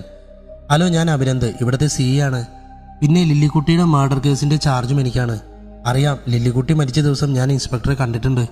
ഡോക്ടർ, താങ്കൾ അറിഞ്ഞിരിക്കുമല്ലോ ഇന്ന് കല്ലുവഴി കോളനിയിൽ നടന്ന കൊലപാതകത്തെ പറ്റി. അറിഞ്ഞു ഡോക്ടർ, ന്യൂസിൽ കണ്ടിരുന്നു. അതും ലില്ലിക്കുട്ടിയുടെ കൊലപാതകവുമായി എന്തെങ്കിലും ബന്ധമുണ്ടോ എന്നറിയണം. അതിന് റോയിയുടെ ഹെൽപ്പ് ഞങ്ങൾക്ക് ആവശ്യമാണ്. ഇൻസ്പെക്ടർ, അവൻ മുഴുവനായും ആ ഷോക്കിൽ നിന്ന് റിക്കവർ ചെയ്തിട്ടില്ല. ഇപ്പോഴും ലില്ലിയുടെ ഫോട്ടോയും പിടിച്ച് കരഞ്ഞുകൊണ്ടിരിക്കും. അതല്ലാതെ ഒരു വാക്കുപോലും അവൻ സംസാരിക്കുന്നില്ല. അവൻ എന്തെങ്കിലും അബദ്ധം കാണിക്കുമെന്ന് ഭയന്നാണ് ഞങ്ങൾ ഇവിടെ നിൽക്കുന്നത്. ഞങ്ങളുടെ ലില്ലിക്കുട്ടിയെ കൊന്നവനെ എത്രയും പെട്ടെന്ന് കണ്ടുപിടിച്ച് ശിക്ഷിക്കണമെന്ന് തന്നെയാണ് ഞങ്ങളുടെ ആഗ്രഹം. പക്ഷേ ഈ അവസ്ഥയിൽ റോയിക്ക് നിങ്ങളെ സഹായിക്കാനാവുമോ എന്നാണ് എനിക്കറിയാത്തത്. തോമസ് പറഞ്ഞു നിർത്തി. ഞാനൊന്ന് ശ്രമിച്ചു നോക്കുന്നതിൽ വിരോധമില്ലല്ലോ? അഭിനന്ദ് ചോദിച്ചു. ഒരിക്കലുമില്ല ഇൻസ്പെക്ടർ, അകത്തേക്ക് വരൂ, തോമസ് പറഞ്ഞു. അവർ ഹാളിലേക്ക് കയറി. അവിടെ ലില്ലിക്കുട്ടിയുടെ ഒരു വലിയ ഫോട്ടോ ഫ്രെയിം ചെയ്ത് വച്ചിരുന്നു. അതിനു മുന്നിൽ ഒരു മെഴുകുതിരി കത്തിച്ചു വച്ചിരുന്നു. ഈ ഫോട്ടോയുടെ മുന്നിൽ മെഴുകുതിരി കത്തിച്ച് വെക്കാൻ മാത്രമേ അവൻ പുറത്തു വരാറുള്ളൂ, തോമസ് പറഞ്ഞു. അവർ റോയിയുടെ റൂമിലേക്ക് കയറി. ലില്ലിക്കുട്ടിയുടെ ഫോട്ടോയിൽ മുഖം പൂഴ്ത്തി കരയുകയായിരുന്നു റോയി. അപ്പോൾ അതിഥികളെ കണ്ടതും അയാൾ പതുക്കെ മുഖമുയർത്തി നോക്കി. Roy, ഇതിവിടുത്തെ CI Abhinand, SI ജേക്കബുമാണ്. നിന്നോടെന്തോ സംസാരിക്കാനുണ്ടത്രേ. റോയി ചോദ്യഭാവത്തിൽ അവരെ നോക്കി. അഭിനന്ദ് പതുക്കെ റോയിയുടെ അടുത്തേക്ക് കട്ടിലിരുന്നു. നിങ്ങൾ സംസാരിക്കൂ, ഞാൻ ചായ എടുക്കാൻ പറയാം. ഇതും പറഞ്ഞ് തോമസ് പോയി. റോയി, നിങ്ങളുടെ വിഷമം എന്താണെന്ന് എനിക്ക് നന്നായി അറിയാം. പക്ഷേ ഈ സാഹചര്യത്തിൽ നിങ്ങൾ ഞങ്ങളോട് സഹകരിച്ചില്ലെങ്കിൽ ഇനിയും ഒരുപാട് ജീവനുകൾ പൊലിയും. റോയി അഭിനന്ദിന്റെ മുഖത്തേക്ക് നോക്കി. ഡോക്ടർ, ഇന്ന് വേറൊരു കൊലപാതകം കൂടി നടന്നിട്ടുണ്ട്, ലില്ലിക്കുട്ടിയുടെ അതേ രീതിയിൽ. റോയി വിശ്വസിക്കാനാവാത്ത പോലെ അഭിനന്ദിനെ നോക്കി. അതെ, കല്ലുവഴി കോളനിയിലെ രാധിക എന്ന പേരുള്ള കുട്ടിയാണ് കൊല്ലപ്പെട്ടിരിക്കുന്നത്. അഭിനന്ദ് തന്റെ മൊബൈലെടുത്ത് രാധികയുടെ ഫോട്ടോ റോയിക്ക് നേരെ നീട്ടി. രാധികയുടെ ഫോട്ടോ കണ്ടതും റോയി അഭിനന്ദിന്റെ കയ്യിൽ നിന്ന് മൊബൈൽ തട്ടിപ്പറിച്ചു വാങ്ങി. തുറച്ചു നോക്കി. ഇത് രാധിക? റോയി വിറയ്ക്കുന്ന ശബ്ദത്തോടു കൂടി പറഞ്ഞു. അഭിനന്ദിന്റെ കണ്ണുകൾ തിളങ്ങി. അവളെയും കൊന്നോ? എന്റെ ലില്ലിയെ കൊന്ന പോലെ അവളെയും കൊന്നോ? റോയി സ്ഥലകാലബോധമില്ലാത്തവനെ പോലെ കരയാൻ തുടങ്ങി. Relax Roy, relax. ബഹളം കേട്ട് തോമസ് അങ്ങോട്ടേക്ക് വന്നു. ഇതാണ് ഇൻസ്പെക്ടർ ഞാൻ പറഞ്ഞത്, അവനിപ്പോൾ ഇങ്ങനെയൊക്കെയാണ്. ഇറ്റ്സ് ഓക്കെ ഡോക്ടർ, എന്നാൽ ഞങ്ങൾ ഇറങ്ങുന്നു. പിന്നെ ഡോക്ടർ, അഭിനന്ദ് തിരിഞ്ഞു നിന്ന് ഡോക്ടറോട് ചോദിച്ചു. ലില്ലിക്കുട്ടിയുടെ മൊബൈൽ ഞങ്ങൾക്കൊന്ന് വേണമായിരുന്നു. ഇപ്പോൾ കൊണ്ടുവരാം സാർ. തോമസ് വേഗം മുറിയിൽ പോയി മൊബൈൽ എടുത്തു കൊണ്ടുവന്ന് അഭിനന്ദിന് കൊടുത്തു. സാർ, ഞങ്ങളുടെ കൊച്ചിനെയെങ്കിലും ഞങ്ങൾക്ക് തിരിച്ചു കിട്ടുമോ? തോമസ് പ്രതീക്ഷയോടെ അഭിനന്ദിനെ നോക്കി. നമുക്ക് പ്രാർത്ഥിക്കാം ഡോക്ടർ. അത്രയും പറഞ്ഞ് അഭിനന്ദും ജേക്കബും ജീപ്പിൽ കയറി. നമുക്കെന്തായാലും റോയൽ കെയർ ഹോസ്പിറ്റൽ വരെ ഒന്ന് പോകണം. റോയിയുടെ പേഷ്യൻസിന്റെ ഡീറ്റെയിൽസ് എടുക്കണം. റോയിയുടെ റിയാക്ഷനിൽ നിന്നും രാധിക അയാളുടെ പേഷ്യന്റ് ആയിരുന്നു എന്ന് വേണമെങ്കിൽ മനസ്സിലാക്കാം. എന്തോ റോയിയായി ബന്ധമുള്ളവർ ടാർഗറ്റ് ചെയ്യപ്പെടുന്നത് പോലെ തോന്നുന്നു, അഭിനന്ദ് ജേക്കബിനോട് പറഞ്ഞു. ശരിയാ, എനിക്കും അങ്ങനെ തോന്നി. ഡോക്ടറെ അറിയാവുന്നവർ ആരോ തന്നെയാണ് ഇതിന് പിന്നിൽ. മാലിനി വർമ്മയെ പൊക്കേണ്ടി വരുമോ സാറേ? നോക്കാം ജേക്കബ്. തെളിവുകളുടെ അഭാവത്തിൽ ആരെയും അറസ്റ്റ് ചെയ്യാൻ നമ്മുടെ നിയമവ്യവസ്ഥ അനുവദിക്കുന്നില്ലല്ലോ. അങ്ങനെ ചെയ്താലും പുഷ്പം പോലെ അവർ ഊരിപ്പോരും. മാത്രമല്ല, ഡോക്ടർ സുദർശൻ പറഞ്ഞതനുസരിച്ച് ഒരു സൈക്കോ നേച്ചറാണ് കൊലപാതകങ്ങൾക്ക്. അങ്ങനെ നോക്കുമ്പോൾ മാലിനി വർമ്മ എന്ന സാധ്യതയ്ക്ക് പ്രസക്തിയില്ല. എന്തായാലും ഇനി ഒരു കൊലപാതകം കൂടി നടക്കരുത്. അതിനു മുമ്പ് എന്ത് വില കൊടുത്ത് നമുക്കവനെ പൂട്ടണം. അഭിനന്ദ് ആലോചനയിൽ മുഴുകി. പെട്ടെന്നാണ് ലില്ലിക്കുട്ടിയുടെ മൊബൈൽ കയ്യിലുള്ളത് അയാൾക്ക് ഓർമ്മ വന്നത്. അയാൾ വേഗം മൊബൈലെടുത്തു. ഭാഗ്യത്തിന് ലോക്കൊന്നും സെറ്റ് ചെയ്തിട്ടില്ല. അയാൾ മെസ്സേജ് ഫോൾഡർ പരിശോധിച്ചു.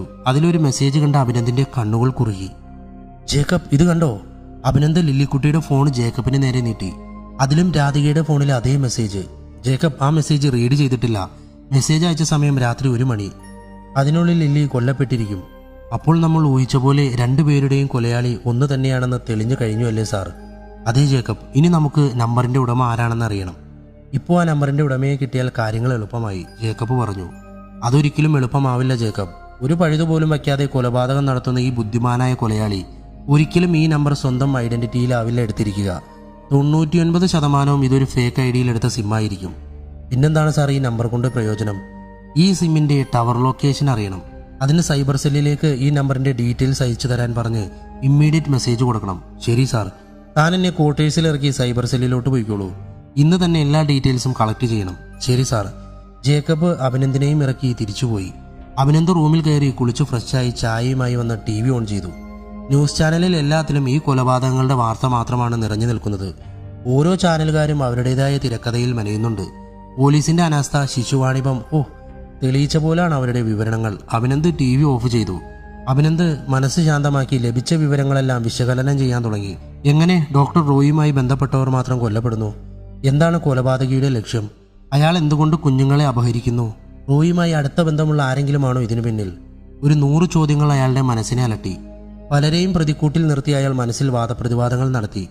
എന്നാൽ ഒരു വ്യക്തതയും വന്നതുമില്ല. അങ്ങനെ ഇരിക്കുമ്പോഴാണ് ജേക്കബ് വിളിച്ചത്. അഭിനന്ദ് ഫോൺ ചാടിയെടുത്തു. ഹലോ ജേക്കബ്, പറയൂ. സാർ, ആ സിമ്മിന്റെ ടവർ ലൊക്കേഷൻസേ ട്രേസ് ചെയ്യാൻ പറ്റുന്നില്ല. കാരണം ആ മൊബൈൽ ഇപ്പോൾ സ്വിച്ച്ഡ് ഓഫ് ആണ്. ആ സിമ്മിൽ നിന്ന് ഒരു കോള് പോലും ചെയ്തിട്ടില്ല. ആരും വിളിച്ചിട്ടുമില്ല. അതിൽ നിന്ന് ആകെ 2 മെസ്സേജുകൾ മാത്രമാണ് പോയിരിക്കുന്നത്. അതിലൊന്ന് ലില്ലിക്കുട്ടിയുടെ നമ്പറിലേക്കും പിന്നെ മറ്റൊന്ന് രാധികയുടെ നമ്പറിലേക്കും. ജേക്കബിന്റെ വിവരണം കേട്ട അഭിനന്ദ് ആകെ നിരാശനായി. ആ പിടിവള്ളിയും മുറിഞ്ഞ മട്ടാണ്. Okay Jacob. അഭിനന്ദ് ഫോൺ വെച്ചു. പെട്ടെന്ന് എന്തോ ആലോചിച്ചിട്ടെന്ന പോലെ അഭിനന്ദ് ജേക്കബിന്റെ നമ്പറിലേക്ക് ഡയൽ ചെയ്തു. ജേക്കബ്. എന്താ സാർ? ആ സിം ഏത് റീറ്റെയിൽ സ്റ്റോറിൽ നിന്നും ആരുടെ പേരിലാണ് എടുത്തിരിക്കുന്നതെന്ന് ചെക്ക് ചെയ്തിരുന്നോ? ചെക്ക് ചെയ്യാം സാർ. ഒന്ന് ഹോൾഡ് ചെയ്യൂ. അഭിനന്ദ് ജേക്കബിന്റെ മറുപടിക്കായി അക്ഷമയോടെ കാത്തു നിന്നു. സാർ. Yes Jacob. ആ സിം എടുത്തിരിക്കുന്നത് സിറ്റിയിലുള്ള മൊബൈൽ കമ്പനിയുടെ റീറ്റെയിൽ ഷോറൂമിൽ നിന്നാണ്. പിന്നെ എടുത്തിരിക്കുന്നത് ഡോക്ടർ റോയിയുടെ പേരിലാണ് സാർ. ജേക്കബിന്റെ മറുപടി കേട്ട് അഭിനന്ദ് തരിച്ചു നിന്നു. ജേക്കബ്, അപ്പോൾ നമ്മൾ സംശയിച്ചതുപോലെ തന്നെ റോയിയുമായി അടുത്ത ബന്ധമുള്ള ആരോ ആണ് കൊലയ്ക്ക് പിന്നിൽ. അല്ലാതെ ഒരിക്കലും റോയിയുടെ പേരിൽ സിം എടുക്കാൻ സാധിക്കില്ല. അതെ സാർ. സിം എടുക്കണമെങ്കിൽ എന്തെങ്കിലും ഐഡന്റിറ്റി പ്രൂഫ് സബ്മിറ്റ് ചെയ്യാതെ പറ്റില്ല. സോ റോയിയുടെ എന്തെങ്കിലും പ്രൂഫ് അയാൾ ഷോപ്പിൽ സബ്മിറ്റ് ചെയ്തിരിക്കണം. അതെ ജേക്കബ്. അപ്പോൾ ആ ഷോപ്പുമായി ബന്ധപ്പെട്ടാൽ ഒരുപക്ഷെ നമുക്ക് കൊലയാളിയെ പറ്റി എന്തെങ്കിലും സൂചന ലഭിക്കും. അതെ സാർ. ജേക്കബ്, ആ ഷോപ്പിന്റെ ഡീറ്റെയിൽസ് എത്രയും പെട്ടെന്ന് എനിക്ക് വേണം. ഞാൻ അയച്ചു തരാം സാർ. അഭിനന്ദ് പാൻസും ഷർട്ടും എടുത്തിട്ട് ജേക്കബിന്റെ മെസ്സേജ് വെയിറ്റ് ചെയ്തു. കുറച്ചു നേരം കഴിഞ്ഞപ്പോഴേക്കും ജേക്കബിന്റെ മെസ്സേജ് വന്നു. അഭിനന്ദ് ഷോറൂമിന്റെ അഡ്രസ്സ് ഗൂഗിൾ മാപ്പിൽ ലൊക്കേഷൻ സെർച്ചിങ്ങിലിട്ട് ജീപ്പിൽ കയറി. 20-25 മിനിറ്റിനുള്ളിൽ സ്ഥലത്തെത്തി. ഷോറൂം സാമാന്യം നല്ല തിരക്കുണ്ടായിരുന്നു. അഭിനന്ദ് ക്യാഷ് കൗണ്ടറിൽ ഇരിക്കുന്ന പെൺകുട്ടിയുടെ അടുത്ത് ചെന്നു. ഹലോ, എന്റെ പേര് അഭിനന്ദ്. ഇവിടുത്തെ CI ആണ്. എനിക്കൊരു നമ്പറിന്റെ ഡീറ്റെയിൽസ് വേണമായിരുന്നു. ഏത് നമ്പറാണ് സാർ? അഭിനന്ദ് നമ്പർ പറഞ്ഞു കൊടുത്തു. ഇതെടുത്തിരിക്കുന്നത് ഡോക്ടർ റോയി മാത്യു എന്നയാളുടെ പേരിലാണ് സാർ. എന്ത് ഐഡന്റിറ്റി പ്രൂഫാണ് അവർ സബ്മിറ്റ് ചെയ്തിരിക്കുന്നത്? ആധാർ കാർഡാണ് സാർ. റോയി തന്നെയാണോ കാർഡ് എടുക്കാൻ വന്നത്? അല്ല സാർ. സിറ്റി ഹോസ്പിറ്റലിൽ നിന്ന് ഡോക്ടേഴ്സിന് ഒഫീഷ്യൽ സിം കൊടുക്കാറുണ്ട്. അതിനുവേണ്ടി അവരുടെ ഏജന്റാണ് ഒന്നിച്ചു വന്ന് സിം എടുക്കാറുള്ളത്. അന്ന് വേറെ എന്തെങ്കിലും ഡോക്ടേഴ്സിന് വേണ്ടി സിം എടുത്തിരുന്നോ? 1 മിനിറ്റ് സാർ, ഒന്ന് ചെക്ക് ചെയ്യട്ടെ. സാർ, അന്ന് വേറെ ആർക്കും സിം എടുത്തിട്ടില്ല. Okay, thanks. ഈ വിവരങ്ങളുടെ എല്ലാം പ്രിന്റ് ഔട്ട് ഒന്ന് വേണം. Sure sir. അഭിനന്ദ് ജേക്കബിനെ വിളിച്ചു. ജേക്കബ്, ഞാനിപ്പോൾ ആ റീറ്റെയിൽ ഷോറൂമിലുണ്ട്. ഇവിടെ നിന്ന് നേരെ സിറ്റി ഹോസ്പിറ്റലിലേക്ക് പോകും. സാർ, ഞാൻ കൂടി വരണോ? വേണ്ട ജേക്കബ്, ആവശ്യമുണ്ടെങ്കിൽ ഞാൻ വിളിക്കാം. Okay sir. അഭിനന്ദ് ഫോൺ വെച്ചപ്പോഴേക്കും പെൺകുട്ടി പ്രിന്റ് ഔട്ടുമായി വന്നു. Thanks. You are most welcome sir. Abhinand ജീപ്പിൽ കയറി സിറ്റി ഹോസ്പിറ്റലിലേക്ക് പുറപ്പെട്ടു. ഹോസ്പിറ്റലിൽ പതിവിലും കൂടുതൽ തിരക്കുള്ള ദിവസമായിരുന്നു. അഭിനന്ദ് റിസപ്ഷനിലെത്തി കാര്യം അവതരിപ്പിച്ചു. സാർ, നിങ്ങൾ HR ഡിപ്പാർട്ട്മെന്റുമായി ബന്ധപ്പെടുന്നതാണ് നല്ലത് ഇങ്ങനെയുള്ള ഡീറ്റെയിൽസ് അറിയാൻ. റിസപ്ഷനിസ്റ്റ് HR ഡിപ്പാർട്ട്മെന്റിലേക്ക് അഭിനന്ദിനെ ആനയിച്ചു. HR ഡിപ്പാർട്ട്മെന്റ് മാനേജർ പീറ്ററിന്റെ ക്യാബിനിലേക്കായിരുന്നു അവർ പോയത്. അഭിനന്ദിനെ കണ്ടതും പീറ്റർ അയാളുടെ കൈ പിടിച്ചു കുലുക്കി. ഹലോ സാർ, ഞാൻ എങ്ങനെയാണ് നിങ്ങളെ സഹായിക്കേണ്ടത്? പീറ്റർ, ഈ സിറ്റിയിൽ നടന്നിരിക്കുന്ന സീരിയൽ മർഡേഴ്സിനെ പറ്റി നിങ്ങൾക്കറിയാമല്ലോ. Yes sir. ഡോക്ടർ റോയിയുടെ വൈഫും ഇവിടുത്തെ തന്നെ ഒരു പേഷ്യൻറ്റുമാണല്ലോ കൊല്ലപ്പെട്ടത്. ആ കൊലപാതകങ്ങളുടെ വളരെ പ്രധാനപ്പെട്ട തെളിവായേക്കുന്ന ഒരു മൊബൈൽ നമ്പർ ഞങ്ങൾക്ക് കിട്ടിയിട്ടുണ്ട്. അതെടുത്തിരിക്കുന്നത് ഡോക്ടർ റോയിയുടെ പേരിലാണ്.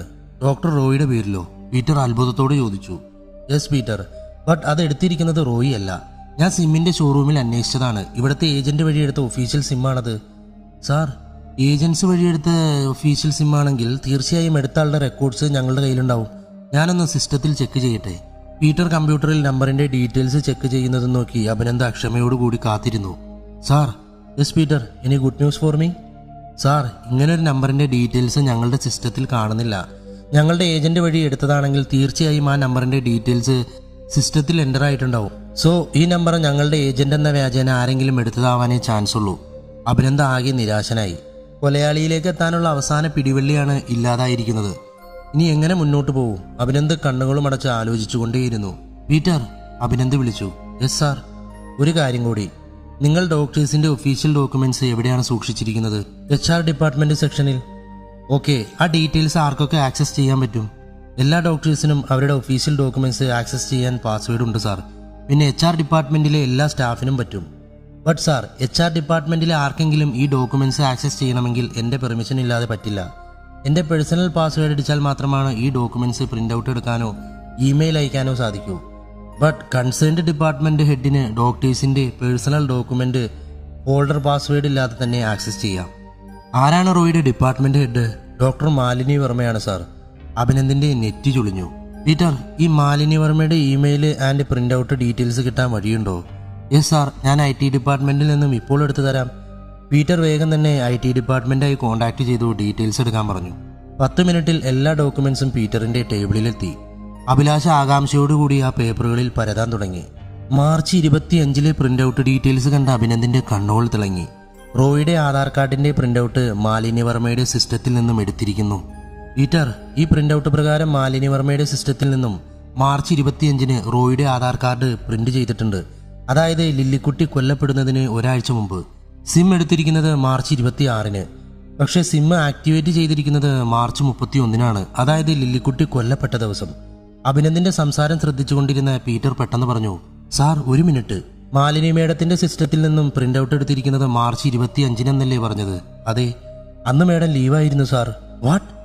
എങ്ങനെയാണ് പീറ്റർ നിങ്ങൾ ഇത്ര കൃത്യമായി ഓർത്തിരിക്കുന്നത്? സാർ, അന്ന് ഹോസ്പിറ്റലിൽ CEOയും മാഡത്തിന്റെ ചെറിയച്ഛനും കൂടിയായ ഡോക്ടർ വിശ്വനാഥ വർമ്മയുടെ സപ്തതി ആഘോഷമായിരുന്നു. ഒരുവിധം എല്ലാ ഡിപ്പാർട്ട്മെന്റ് ഹെഡും അന്ന് ലീവായിരുന്നു. ഓഹ്! അഭിനന്ദ് തലക്ക് കൈകൊടുത്തിരുന്നു പോയി. ഓരോ തെളിവുകൾ ഉണ്ടാകുമ്പോഴും ഉത്തരം കിട്ടാത്ത സമസ്യ പോലെ അത് അവസാനിക്കുകയാണ്. മനഃപൂർവ്വം തങ്ങളെ വഴിതെറ്റിക്കാനായി കൊലയാളി ഉണ്ടാക്കിയിരിക്കുന്ന കൃത്രിമ തെളിവുകൾ. പാടില്ല. ഈ അവസ്ഥയിൽ തളരാതെ കൂടുതൽ ജാഗ്രതയോടുകൂടി അന്വേഷിക്കണം. എന്നാലേ അവനെ കൊടുക്കാൻ പറ്റുകയുള്ളൂ. അഭിനന്ദ് എല്ലാ സാധ്യതകളും വിശകലനം ചെയ്യാൻ തുടങ്ങി. പീറ്റർ, 25 ഡ്യൂട്ടിയിലുണ്ടായിരുന്ന ഡോക്ടേഴ്സിന്റെ ലിസ്റ്റ് ഒന്ന് കിട്ടുമോ? പിന്നെ ഡോക്ടർ റോയിയുടെ പ്രിന്റ് ഔട്ട് ഡീറ്റെയിൽസും വേണം. Okay sir, just a minute. Peter വേഗം തന്നെ അഭിനന്ദ് ആവശ്യപ്പെട്ട രേഖകൾ എടുത്തു കൊടുത്തു. അഭിനന്ദ് പീറ്ററിനോട് യാത്ര പറഞ്ഞ് പുറത്തിറങ്ങി. ലിഫ്റ്റിനു വേണ്ടി വെയിറ്റ് ചെയ്ത് നിൽക്കുമ്പോൾ അഭിനന്ദ് കയ്യിലുള്ള രേഖകൾ സൂക്ഷ്മമായി പരിശോധിച്ചുകൊണ്ടിരുന്നു. മാർച്ച് 22 ഡ്യൂട്ടിയിലുണ്ടായിരുന്ന ഡോക്ടേഴ്സിന്റെ ലിസ്റ്റ് അഭിനന്ദ് പരിശോധിച്ചു. അന്നത്തെ ദിവസം ഗൈനക്കോളജി ഡിപ്പാർട്ട്മെന്റിലെ ജൂനിയർ ഡോക്ടേഴ്സ് ഒഴികെ ആരും ഡ്യൂട്ടിയിലുണ്ടായിരുന്നില്ല. പിന്നെ പീഡിയാട്രിക് ഡിപ്പാർട്ട്മെന്റിലെയും കാർഡിയാക് ഡിപ്പാർട്ട്മെന്റിലെയും ഡോക്ടറാണ് ഉണ്ടായിരുന്നത്. പീഡിയാട്രിക് ഡിപ്പാർട്ട്മെന്റിൽ ഡോക്ടർ രോഹിത്, കാർഡിയാക്കിൽ ഡോക്ടർ സൂസൻ, ഗൈനക്കോളജി ഡിപ്പാർട്ട്മെന്റിൽ ജൂനിയർ ഡോക്ടർമാരായ അഭിഷേക് ആൻഡ് ഡോക്ടർ ആര്യൻ എന്നിവരാണ് ഉണ്ടായിരുന്നത്. രോഹിത് എന്ന പേര് കണ്ടതും അഭിനന്ദിന്റെ മനസ്സിൽ ഒരു തെളിച്ചമുണ്ടായി. അന്ന് മാലിനി വർമ്മയെ കാണാൻ വന്ന ദിവസം രോഹിത്തിനെ കാണാൻ പറ്റിയിരുന്നില്ല. ഒരിക്കലും അയാളെ കേന്ദ്രീകരിച്ച് ഒരു അന്വേഷണത്തിനും തങ്ങൾ മുതിർന്നിട്ടുമില്ല. ഇന്നെന്തായാലും അയാളെ കണ്ടേ പറ്റൂ. റോയിയെയും മാലിനി വർമ്മയെയും ഒരുപോലെ അറിയുന്ന ഒരാളാണ് അയാൾ. അഭിനന്ദ് വേഗം റിസപ്ഷനിൽ ചെന്ന് രോഹിത്തിന്റെ ക്യാബിൻ ഡീറ്റെയിൽസ് വാങ്ങി. 4ാമത്തെ ഫ്ലോറിലായിരുന്നു ക്യാബിൻ. കൺസൾട്ടേഷന്റെയും കഴിയാറായത് കാരണം തിരക്ക് കുറവായിരുന്നു. അഭിനന്ദ് ക്യാബിന് മുന്നിലെ കുട്ടിയുടെ ഫോട്ടോയിൽ തന്നെ നോക്കിയിരുന്നു. ആ കുഞ്ഞുങ്ങൾ ഇപ്പോൾ ജീവനോടെ ഉണ്ടാവുമോ? അയാൾ ആലോചിച്ചു.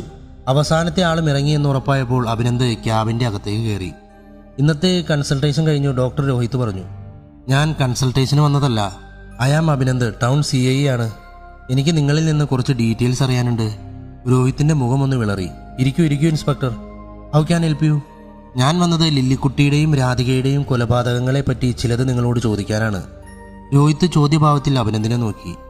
നിങ്ങളും ഡോക്ടർ മാലിനി വർമ്മയും വളരെ ക്ലോസ് ആണല്ലേ? ഒരു സീനിയർ ഡോക്ടറോടുള്ള അടുപ്പത്തിൽ കവിഞ്ഞൊന്നുമില്ല ഇൻസ്പെക്ടർ, രോഹിത് പറഞ്ഞു. അവരുടെ സിസ്റ്റം തുറക്കാനും ഡീറ്റെയിൽസ് എടുക്കാനുമുള്ള സ്വാതന്ത്ര്യം നിങ്ങൾക്കുണ്ടെന്ന് പറഞ്ഞാൽ നിഷേധിക്കാനാവുമോ? ഇൻസ്പെക്ടർ, നിങ്ങൾ എന്തുദ്ദേശത്തിലാണ് എന്നോട് ഇതൊക്കെ ചോദിക്കുന്നതെന്ന് എനിക്ക് മനസ്സിലാവുന്നില്ല. എന്തായാലും വേറൊരു ഡിപ്പാർട്ട്മെന്റ് ഹെഡിന്റെ സിസ്റ്റം അവരില്ലാത്തപ്പോൾ ഉപയോഗിക്കാനുള്ള സ്വാതന്ത്ര്യം എനിക്കില്ല. രോഹിത്തിന്റെ മറുപടി കേട്ട് അഭിനന്ദ് ഒന്ന് ചിരിച്ചു. അവരില്ലാത്തപ്പോൾ ഉള്ള ഉപയോഗമെന്ന് ഞാൻ പറഞ്ഞില്ലല്ലോ ഡോക്ടർ രോഹിത്. അഭിനന്ദിന്റെ മറുപടി കേട്ട ഡോക്ടർ രോഹിത്തിന്റെ മുഖം ചോര വാർന്ന പോലെ വിവരണമായി. രോഹിത്തിന്റെ മുഖം ശ്രദ്ധിച്ചുകൊണ്ട് അഭിനന്ദ് തുടർന്നു. പറയൂ ഡോക്ടർ, റോയിയുടെ ആധാർ കാർഡ് കൊണ്ട് നിങ്ങൾക്ക് എന്തായിരുന്നു ആവശ്യം? നിങ്ങൾ എന്തൊക്കെയാണ് പറയുന്നത് ഇൻസ്പെക്ടർ? രോഹിത് ഒച്ച ഉയർത്തി. ശോഭിക്കണ്ട രോഹിത്, കഥകളെല്ലാം എനിക്കറിയാം. നിങ്ങളും റോയിയും തമ്മിലുള്ള ശത്രുതയും മാലിനി വർമ്മയും നിങ്ങൾ നടത്തിയ ഗൂഢാലോചനകളുടെ കാര്യവുമെല്ലാം. അതുകൊണ്ട് ദയവ് ചെയ്ത് ഇനി ഒന്നും ഒളിക്കാൻ ശ്രമിക്കരുത്. ഇൻസ്പെക്ടർ, ഞാൻ ധൈര്യമായി തുറന്നു പറയൂ രോഹിത്. രോഹിത് തലയും താങ്ങി താഴോട്ട് നോക്കിയിരുന്നു. അയാളാകെ വിയർത്തു കുളിച്ചിരുന്നു. എന്തിനാണ് നിങ്ങൾ റോയിയുടെ ആധാർ കാർഡ് പ്രിന്റ് ഔട്ട് എടുത്തത്? ഇൻസ്പെക്ടർ, അത് എല്ലാ ഡോക്ടേഴ്സും പേഷ്യന്റിന്റെ ഡീറ്റെയിൽസ് സൂക്ഷിക്കുക പ്രൈവറ്റ് ഫോൾഡറിലാണ്. മെഡിക്കേഷൻ ഡീറ്റെയിൽസ്, അവരുടെ ട്രീറ്റ്മെന്റ് ഹിസ്റ്ററി എല്ലാം ആ ഫോൾഡറിലാണ് ഉണ്ടാവുക. ഫോൾഡറിന്റെ പാസ്വേഡ് അവരുടെ ആധാർ കാർഡ് നമ്പർ ആയിരിക്കും. റോയിയുടെ എന്തെങ്കിലും പേഷ്യന്റിന്റെ മെഡിക്കൽ ഡീറ്റെയിൽസ് തിരുത്തി റോയിയെ കൊടുക്കാനായിരുന്നു എന്റെ പ്ലാൻ. ബട്ട് അത്രയും കടന്ന കളിക്ക് മാലിനി മേഡം ഒരിക്കലും കൂട്ടുനിൽക്കില്ല. അതുകൊണ്ടാണ് മേഡം ഇല്ലാത്ത സമയത്ത് ഞാൻ അങ്ങനെ ഒരു സാഹസത്തിന് മുതിർന്നത്. പിന്നെ നിങ്ങൾ എന്തുകൊണ്ട് പ്ലാൻ മാറ്റി രോഹിത്? സാർ, ഞാൻ പ്രിന്റ് ഔട്ട് എടുത്തുന്നത് നേരാണ്, പക്ഷെ അത് എൻ്റെ കയ്യിൽ നിന്ന് അന്ന് തന്നെ നഷ്ടപ്പെട്ടു. വാട്ട്? അതെ ഇൻസ്പെക്ടർ, എൻ്റെ ക്യാബിനിൽ നിന്ന് അത് അന്ന് തന്നെ കാണാതെയായി. പിന്നെ അമ്മയ്ക്ക് സുഖമില്ലാതെ പെട്ടെന്ന് നാട്ടിൽ പോയത് കാരണം എനിക്ക് പിന്നീട് അതിനെപ്പറ്റി അന്വേഷിക്കാനൊന്നും സമയം കിട്ടിയില്ല. തിരിച്ചു വന്നപ്പോഴാണ് റോയിയുടെ ഭാര്യ കൊല്ലപ്പെട്ട കാര്യം അറിഞ്ഞത്. അഭിനന്ദ് ആകെ ആശയക്കുഴപ്പത്തിലായി. രോഹിത് കള്ളമാണ് പറയുന്നതെന്ന് ഉറപ്പില്ല, കാരണം പ്രിന്റ് ഔട്ട് എടുത്ത കാര്യം അയാൾ സമ്മതിച്ചു. മാത്രമല്ല, ലില്ലിക്കുട്ടി കൊല്ലപ്പെട്ട സമയത്ത് അയാൾ നാട്ടിലായിരുന്നു എന്നത് നേരത്തെ ബോധ്യപ്പെട്ട കാര്യമാണ്. പിന്നെ ആരായിരിക്കും ഇതിനു പിന്നിൽ? ഓക്കെ രോഹിത്, നിങ്ങൾ പറയുന്നത് ഞാൻ തൽക്കാലം വിശ്വസിക്കുന്നു. ബട്ട് ഭാവിയിൽ എന്തെങ്കിലും ഒരു എതിരഭിപ്രായം വന്നാൽ നമ്മൾ വീണ്ടും കാണേണ്ടി വരും. തീർച്ചയായും ഇൻസ്പെക്ടർ. പ്രൊഫഷണലി ചെറിയ അഭിപ്രായ വ്യത്യാസങ്ങളുണ്ടെങ്കിലും കൊന്നു പക തീർക്കാൻ മാത്രം ക്രൂരനൊന്നുമല്ല ഞാൻ. ഓക്കെ, അഭിനന്ദ് പറഞ്ഞു. അന്വേഷണം പുരോഗമിക്കുന്നതേയുള്ളൂ. പൂർത്തിയാകുമ്പോഴല്ലേ ആരെ വിശ്വസിക്കണം ആരെ വിശ്വസിക്കണ്ട എന്ന് തീരുമാനമാവൂ. എന്നാൽ ഞാൻ ഇറങ്ങട്ടെ രോഹിത്, വീണ്ടും കാണാം. സോറി, കാണാതിരിക്കട്ടെ, അഭിനന്ദ് ചിരിച്ചുകൊണ്ട് പറഞ്ഞു. രോഹിത് ഒരു ചിരി വരുത്തി. അഭിനന്ദ് ഇറങ്ങിയതും രോഹിത് മേശപ്പുറത്തിരുന്ന ഒരു കുപ്പി വെള്ളം കുടിച്ച് കാലിയാക്കി. അയാൾ ഫോണെടുത്ത് മാലിനി വർമ്മയെ വിളിക്കാൻ നോക്കി. Out of coverage area. അയാൾ നിരാശയോടെ ചെയറിലേക്ക് ചാഞ്ഞു. അഭിനന്ദ് റോയിയുടെ മെയിൽ ചെക്ക് ചെയ്യാനുള്ള പെർമിഷന് വേണ്ടി പീറ്ററിനെ വിളിച്ചു. കേസ് റിലേറ്റഡ് ആണെന്നറിഞ്ഞപ്പോൾ മാനേജ്മെന്റ് പെർമിഷനും കിട്ടി. IT ഡിപ്പാർട്ട്മെന്റ് ഹെഡ് തന്നെയും ഗൈനക്കോളജി ജൂനിയർ ഡോക്ടർ ആര്യനും അഭിനന്ദിനെ സഹായിക്കാനെത്തി. റോയിയുടെ പേഷ്യന്റ് ഡീറ്റെയിൽസ് ആണ് ആദ്യം ചെക്ക് ചെയ്തത്. ടോട്ടൽ 52 പേഷ്യന്റ് ആണുള്ളത്. അതിൽ 12 പേഷ്യന്റിന്റെ ഡീറ്റെയിൽസ് ഹൈലൈറ്റ് ചെയ്തിട്ടുണ്ട്. ഇതെന്താണ് ഇവരുടെ ഡീറ്റെയിൽസ് ഹൈലൈറ്റ് ചെയ്തിരിക്കുന്നത്? അഭിനന്ദ് ചോദിച്ചു. ആര്യനാണോ റോയിയുടെ പേഷ്യൻസിനെ ഹാൻഡിൽ ചെയ്യുന്നത്? അതെ സാർ, ഞാനും അഭിഷേകും കൂടിയാണ് നോക്കുന്നത്. Complicated case Malini madam handle ചെയ്യും. ഈ രാധിക ആരുടെ പേഷ്യന്റ് ആയിരുന്നു? അത് റോയി സാർ തന്നെയാണ് നോക്കിയിരുന്നത്. കൊല്ലപ്പെടുന്നതിന് തലേ ദിവസം അവർ ഇവിടെ വന്നിരുന്നു. അന്ന് ഞാനാണ് നോക്കിയത്. ചെറിയ കോംപ്ലിക്കേഷനുള്ള കാരണം മാലിനി മേഡത്തിന് റെഫർ ചെയ്തു. ഈ അഭിഷേകിനെ ഒന്ന് കാണാൻ പറ്റുമോ? അവൻ മാർച്ച് 24 മുതൽ ലീവാണ് സാർ. വീട്ടിൽ എന്തോ അർജന്റ് കാര്യങ്ങളുണ്ടെന്നാണ് പറഞ്ഞത്. അഭിനന്ദ് ഒന്ന് ഇരുത്തി മൂളി. അപ്പോൾ ലില്ലിക്കുട്ടി കൊല്ലപ്പെട്ട ദിവസം മുതൽ അഭിഷേക് ലീവിലാണ് അല്ലേ? അഭിനന്ദ് റോയിയുടെ പ്രിന്റ് ഔട്ട് ഡീറ്റെയിൽസ് ഒന്നുകൂടി നോക്കി. മാർച്ച് 22-ന് ലില്ലിക്കുട്ടിയുടെ സ്കാനിംഗ് റിപ്പോർട്ട് പ്രിന്റ് എടുത്തിട്ടുണ്ട്. അഭിനന്ദ് തന്നെയോട് ലില്ലിക്കുട്ടിയുടെയും കൺസൾട്ടേഷൻ ഡേറ്റിന്റെ ഡീറ്റെയിൽസും എടുക്കാൻ പറഞ്ഞു. മാർച്ച് 9-നായിരുന്നു ലില്ലി ലാസ്റ്റ് ചെക്കപ്പിന് വന്നത്. അന്ന് ആരായിരുന്നു ഡ്യൂട്ടിയിൽ? ഞാനായിരുന്നു സാർ, ആര്യം പറഞ്ഞു. അന്ന് റോയി സാറ് ഗൈനക്കോളജിസ്റ്റുകളുടെ ഒരു ഓർഗനൈസേഷൻ സ്റ്റാർട്ട് ചെയ്യുന്നതിനുള്ള മീറ്റിങ്ങിനായി കോട്ടയം പോയിരുന്നു. ധന്യ, രാധികയുടെ കൺസൾട്ടേഷൻ ഡീറ്റെയിൽസ് കൂടി ഒന്ന് എടുക്കുമോ? Sure sir. ധന്യ 5 മിനിറ്റിൽ ഡീറ്റെയിൽസ് അഭിനന്ദിന് കൊടുത്തു. രാധിക കൊല്ലപ്പെടുന്നതിന് തലേ ദിവസവും അതിന് 4 ദിവസം മുമ്പും ഹോസ്പിറ്റലിൽ വന്നിട്ടുണ്ടല്ലേ? അത് സാർ, അവർക്ക് വേദന ഉണ്ടെന്ന് പറഞ്ഞായിരുന്നു കൊല്ലപ്പെടുന്നതിന് തലേ ദിവസം വന്നത്. അതിന് 4 ദിവസം മുമ്പ് അവരുടെ സ്കാനിങ്ങിനായി വന്നതാണ്. അന്ന് ഞാനല്ലായിരുന്നു ഡ്യൂട്ടിയിൽ, മാലിനി മേഡം ആയിരുന്നു. വേദന ഉണ്ടെന്ന് പറഞ്ഞിട്ട് എന്താണ് അവരെ തിരിച്ചയച്ചത്? ഇങ്ങനെയുള്ള സിറ്റുവേഷനിൽ അഡ്മിറ്റ് ചെയ്യുകയല്ലേ വേണ്ടത്? അത് സാർ, ആദ്യ പ്രസവമായതുകൊണ്ട് അങ്ങനെയുള്ള ലക്ഷണങ്ങളൊക്കെ സാധാരണയാണ്. അങ്ങനെയുള്ള പെയിനൊക്കെ വരാറുണ്ട്. ഓക്കെ തന്നെ. ഈ ഡീറ്റെയിൽസിന്റെ എല്ലാം ഓരോ കോപ്പി എനിക്ക് മെയിൽ ചെയ്യുമോ? Sure sir. Abhinand mail ID ധന്യക്ക് കൊടുത്തു. ഡോക്ടർ ആര്യൻ, രാധിക കൊല്ലപ്പെടുന്നതിന് തലേ ദിവസം അവരുടെ സ്കാനിംഗ് റിപ്പോർട്ട് ഈ സിസ്റ്റത്തിൽ നിന്ന് പ്രിന്റ് ഔട്ട് എടുത്തിട്ടുണ്ടല്ലോ? Yes sir. അത് അന്ന് പെയിൻ ഉണ്ടെന്ന് പറഞ്ഞപ്പോൾ സ്കാൻ ചെയ്യിപ്പിച്ചിരുന്നു. അത് പിന്നെ റെഫറൻസ് പർപ്പസിന് വേണ്ടി മാലിനി മേഡം അയച്ചു തന്നതാണ്. ഓ ഓക്കെ. പിന്നെ റോയിയുടെ സിസ്റ്റത്തിൽ നിന്നും ജ്യോതി എന്ന് പറഞ്ഞിട്ടുള്ള ഒരു പേഷ്യന്റിന്റെ സ്കാനിങ് റിപ്പോർട്ടും ഡീറ്റെയിൽസും 3 ദിവസം മുന്നേ പ്രിന്റ് ഔട്ട് എടുത്തിട്ടുണ്ടല്ലോ. മാലിനി മേഡം ലീവിൽ പോവുകയായതുകൊണ്ട് എന്നെയും അഭിഷേകിനെയുമാണ് ഏൽപ്പിച്ചിട്ടുള്ളത്. സോ ഒരു സ്റ്റഡിക്ക് വേണ്ടി എടുത്തതാണ്. ഓക്കെ. ധന്യ, ജ്യോതിയുടെ ഡീറ്റെയിൽസ് കൂടി എനിക്ക് മെയിൽ ചെയ്യൂ. Okay sir. എന്നാൽ ഡോക്ടർ ആര്യൻ, ഞാൻ ഇറങ്ങുന്നു. Thanks for your time. Thanks Dhanya. Okay sir, എന്തെങ്കിലും ആവശ്യമുണ്ടെങ്കിൽ എന്നെ വിളിക്കാം. ഇതാ എൻ്റെ നമ്പർ. Okay, thanks Aryan. തിരിച്ചിറങ്ങുമ്പോൾ അഭിനന്ദൻ മനസ്സിൽ ചില കണക്കുകൂട്ടലുകൾ നടത്തിയിരുന്നു. രക്തം മരവിപ്പിക്കുന്ന കൊലകൾക്ക് പിന്നിലെ ആ വില്ലനെ കണ്ടുപിടിക്കാനുതകുന്ന കണക്കുകൾ. അഭിനന്ദൻ നേരെ പീറ്ററിന്റെ ഓഫീസിലേക്കാണ് പോയത്. ഇരിക്കൂ സാർ. എന്തെങ്കിലും യൂസ്ഫുൾ ഇൻഫർമേഷൻ കിട്ടിയോ? ഇൻഫർമേഷൻസ് കിട്ടി. ബട്ട് യൂസ്ഫുൾ ആവുമോ എന്ന് അറിയാൻ ഇന്ന് കഴിയണം. പീറ്റർ, എനിക്ക് താങ്കൾ ഒരു ഹെൽപ്പ് കൂടി ചെയ്യണം. Sure sir. ഞാൻ പറയുന്ന 1-2 പേരുടെ ഫുൾ അഡ്രസ്സും ഡീറ്റെയിൽസും ഒന്ന് എടുത്തു തരണം. Okay sir. അഭിനന്ദ് പറഞ്ഞ ആളുകളുടെ ഡീറ്റെയിൽസ് പീറ്റർ എടുത്തു കൊടുത്തു. അഭിനന്ദ് പീറ്ററിനോട് യാത്ര പറഞ്ഞിറങ്ങി. തന്നെ പകയോടെ വീക്ഷിക്കുന്ന 2 കണ്ണുകൾ അയാൾ അപ്പോൾ കണ്ടില്ല. ഇറങ്ങി വീട്ടിൽ പോകുന്ന വഴിക്ക് അഭിനന്ദ് ഓരോന്ന് ആലോചിച്ചുകൊണ്ടേയിരുന്നു. ലില്ലിക്കുട്ടി മരിക്കുന്നത് മാർച്ച് 22 തിങ്കളാഴ്ച. രാധിക കൊല്ലപ്പെടുന്നത് മാർച്ച് 31, ഒരാഴ്ച വ്യത്യാസത്തിൽ. ഒരു സൈക്കോ ആണ് ഇതിന് പിന്നിലെങ്കിൽ തീർച്ചയായും അയാൾ ഒരേ പാറ്റേണിലാവും കൊല നടത്തുക. അതായത് ഇന്ന് ഏപ്രിൽ 5, രാധികയുടെ കൊല നടന്ന് ഒരാഴ്ച തികയുന്നു. ഇന്ന് വേറൊരു കൊലയ്ക്ക് കൂടി കളമൊരുങ്ങുമോ? ഉണ്ടെങ്കിൽ ആര്? അപ്പോഴാണ് റോയിയുടെ സിസ്റ്റത്തിൽ നിന്നും 3 ദിവസം മുമ്പ് ജ്യോതി എന്ന് പറഞ്ഞ പെൺകുട്ടിയുടെ സ്കാനിംഗ് റിപ്പോർട്ട് പ്രിന്റ് ഔട്ട് എടുത്തിരുന്ന കാര്യം അയാൾ ഓർത്തത്. കൊല്ലപ്പെടുന്നതിന് 3 ദിവസങ്ങൾക്ക് മുമ്പ് രാധികയുടെയും ലില്ലിക്കുട്ടിയുടെയും സ്കാനിംഗ് റിപ്പോർട്ടുകളും പ്രിന്റ് ചെയ്യപ്പെട്ടിട്ടുണ്ട്. അപ്പോൾ അടുത്ത ഇര ജ്യോതിയാകുമോ? അഭിനന്ദ് വേഗം ഡോക്ടർ ആര്യനെ വിളിച്ചു. ഹലോ ആര്യൻ, ഞാൻ അഭിനന്ദാണ്. പറയൂ ഇൻസ്പെക്ടർ. ആര്യൻ, എനിക്കൊരു ഫേവർ ചെയ്യണം. നിങ്ങളുടെ ജ്യോതി എന്ന പേഷ്യന്റിന്റെ അഡ്രസ്സ് ഒന്ന് പറഞ്ഞു തരുമോ? ഷുവർ, നോട്ട് ചെയ്തോളൂ. House number 4, Vrindavan colony, Palarivattom. Okay, thank you Aryan. പിന്നെ സാർ, പാലാരിവട്ടത്ത് നിന്നും കുറച്ച് ഉള്ളിലോട്ടാണ് ഈ സ്ഥലം, ജംഗ്ഷനിൽ അല്ല. Thanks for your support Aryan. Abhinand ഉടൻ തന്നെ ജേക്കബിനെ വിളിച്ചു. Hello sir. ഹലോ ജേക്കബ്, താനൊരു കാര്യം ചെയ്യണം. ഞാൻ തരുന്ന ഈ അഡ്രസ്സിൽ ഉള്ള പെൺകുട്ടിയുടെ ഡീറ്റെയിൽസ് അന്വേഷിക്കൂ. ഒറ്റക്കാണോ താമസം, തൊട്ടു വീടുകളുണ്ടോ എന്നൊക്കെ. എന്നിട്ട് എത്രയും പെട്ടെന്ന് എന്നെ വിളിക്കൂ. ശരി സാർ. അഭിനന്ദ് അഡ്രസ്സ് ജേക്കബിന് അയച്ചു കൊടുത്തു. താൻ ലക്ഷ്യത്തോട് അടുക്കുന്നതായി അയാൾക്ക് തോന്നി. എന്തോ ഓർത്തിട്ടെന്ന പോലെ അയാൾ വേഗം സൈബർ സെല്ലിലെ തന്റെ കൂട്ടുകാരനായ കിരണിനെ വിളിച്ചു. പറയടാ ബി. കിരൺ, എനിക്ക് നിന്റെ ഒരു അർജന്റായിട്ടുള്ളൊരു ഹെൽപ്പ് വേണം. എന്താടാ, എനിത്തിങ് സീരിയസ്? യെസ് ഡാ. ആ സീരിയൽ കില്ലറിനെ പറ്റിയാണ്, ആ സൈക്കോയെ പറ്റി, അയാളുടെ കൊലപാതകത്തെ പറ്റി. എന്തു വേണേലും പറയടാ, ഐ വിൽ ഡു. എടാ, ഞാൻ പറയുന്ന ഈ നമ്പറിലെ മാർച്ച് 24, 25 പിന്നെ 31 തീയതികളിൽ ഫുൾ ടൈം ലൊക്കാലിറ്റി ഡീറ്റെയിൽസ് ഒന്ന് എടുത്തു തരാൻ പറ്റുമോ? ഓക്കേടാ, ഒരു അരമണിക്കൂർ പിടിക്കും. കുഴപ്പമില്ലടാ. I will wait for your message. അവരെന്ത് ജേക്കബിന്റെയും കിരണിന്റെയും കോൾ വെയിറ്റ് ചെയ്ത് വീടെത്തിയത് അറിഞ്ഞില്ല. സാർ, വീടെത്തി, ഡ്രൈവർ പറഞ്ഞു. അഭിനന്ദ് സമയം നോക്കി. 6 മണിയായോ? അഭിനന്ദ് ജീപ്പ് പറഞ്ഞയച്ച് റൂമിലേക്ക് കയറി. കുളിച്ച് വിളക്ക് കൊളുത്തി. ഗുരുവായൂരപ്പന് മുന്നിൽ കണ്ണടച്ച് തൊഴുതു നിന്നു. അഭിനന്ദന് വല്ലാത്ത ആശ്വാസം തോന്നി. എല്ലാ പ്രശ്നങ്ങൾക്കും ഇന്ന് തിരശീല വീഴ്ത്തണേ എന്ന് മനസ്സൊരുക്കി പ്രാർത്ഥിച്ചുകൊണ്ട് നിൽക്കുമ്പോഴാണ് ജേക്കബ് വിളിച്ചത്. അഭിനന്ദ് പെട്ടെന്ന് തന്നെ ഫോൺ എടുത്തു. Hello Jacob. സാർ, ആ കുട്ടിയെ പറ്റി അന്വേഷിച്ചു. ഭർത്താവ് ഗൾഫിലാണ്. ഭർത്താവിന്റെ അമ്മയാണ് കൂടെ താമസിക്കുന്നത്. പക്ഷേ 2 ദിവസം മുമ്പ് അവരുടെ സിസ്റ്ററിന്റെ ഭർത്താവിന് ഒരു ആക്സിഡന്റ് പറ്റിയ കാരണം മദറിലോ അങ്ങോട്ട് പോയി. നാളെ ആ കുട്ടിയുടെ പാരന്റ്സ് വരുമെന്നാണ് പറഞ്ഞത്. അതെ സാർ, പക്ഷെ അടുത്ത് തന്നെ വീടുകളുണ്ട്. അതുകൊണ്ട് അത്യാവശ്യം വന്നാലും ആളുണ്ടെന്ന് പറഞ്ഞു. ജേക്കബ്, താൻ ഇന്ന് ഈവനിങ് തൊട്ട് ആ പരിസരത്ത് തന്നെ ഉണ്ടാവണം. സ്റ്റേഷനിൽ നിന്ന് 2 ആളെ കൂടി വിളിച്ചേക്കൂ. എന്താ സാർ, എന്തെങ്കിലും പ്രശ്നം? യെസ് ജേക്കബ്, അടുത്ത ഇര ആ കുട്ടിയാവാൻ സാധ്യത വളരെ കൂടുതലാണ്. പ്രത്യേകിച്ചും ആരും അവരുടെ കൂടെ ഇല്ലാത്ത ഈ ദിവസം. സോ ഇനി അവൻ നമ്മുടെ കയ്യിൽ നിന്ന് രക്ഷപ്പെടാൻ പാടില്ല. Okay sir. എവിടെന്നെങ്കിലും സംശയാസ്പദമായ രീതിയിൽ കണ്ടാൽ വിളിക്കൂ. പിന്നെ ഒരു കാര്യം ഓർക്കണം, he is a psycho, so dangerous. അതുകൊണ്ട് എന്തെങ്കിലും ആക്രമണം ഉണ്ടായാൽ ഷൂട്ട് ചെയ്തേക്കൂ. അഭിനന്ദ് വല്ലാത്തൊരു പിരിമുറുക്കത്തിലായിരുന്നു. തന്റെ ഊഹങ്ങൾ ശരിയാകുമോ, അതോ പതിവ് പോലെ അവൻ പഴുതുകളെല്ലാം അടയ്ക്കുമോ? താൻ മനസ്സിൽ ഉദ്ദേശിച്ചവരിൽ ആരെങ്കിലും ആണോ കൊലയാളിയെന്ന് ഉറപ്പിക്കണമെങ്കിൽ കിരണിന്റെ റിപ്ലൈ വരണം. പീറ്റർ തന്ന ഡീറ്റെയിൽസ് പ്രകാരം താൻ സസ്പെക്ട് ചെയ്യുന്ന ആള് വളരെ ക്ലീൻ ബാക്ക്ഗ്രൗണ്ട് ഉള്ള ആളാണ്.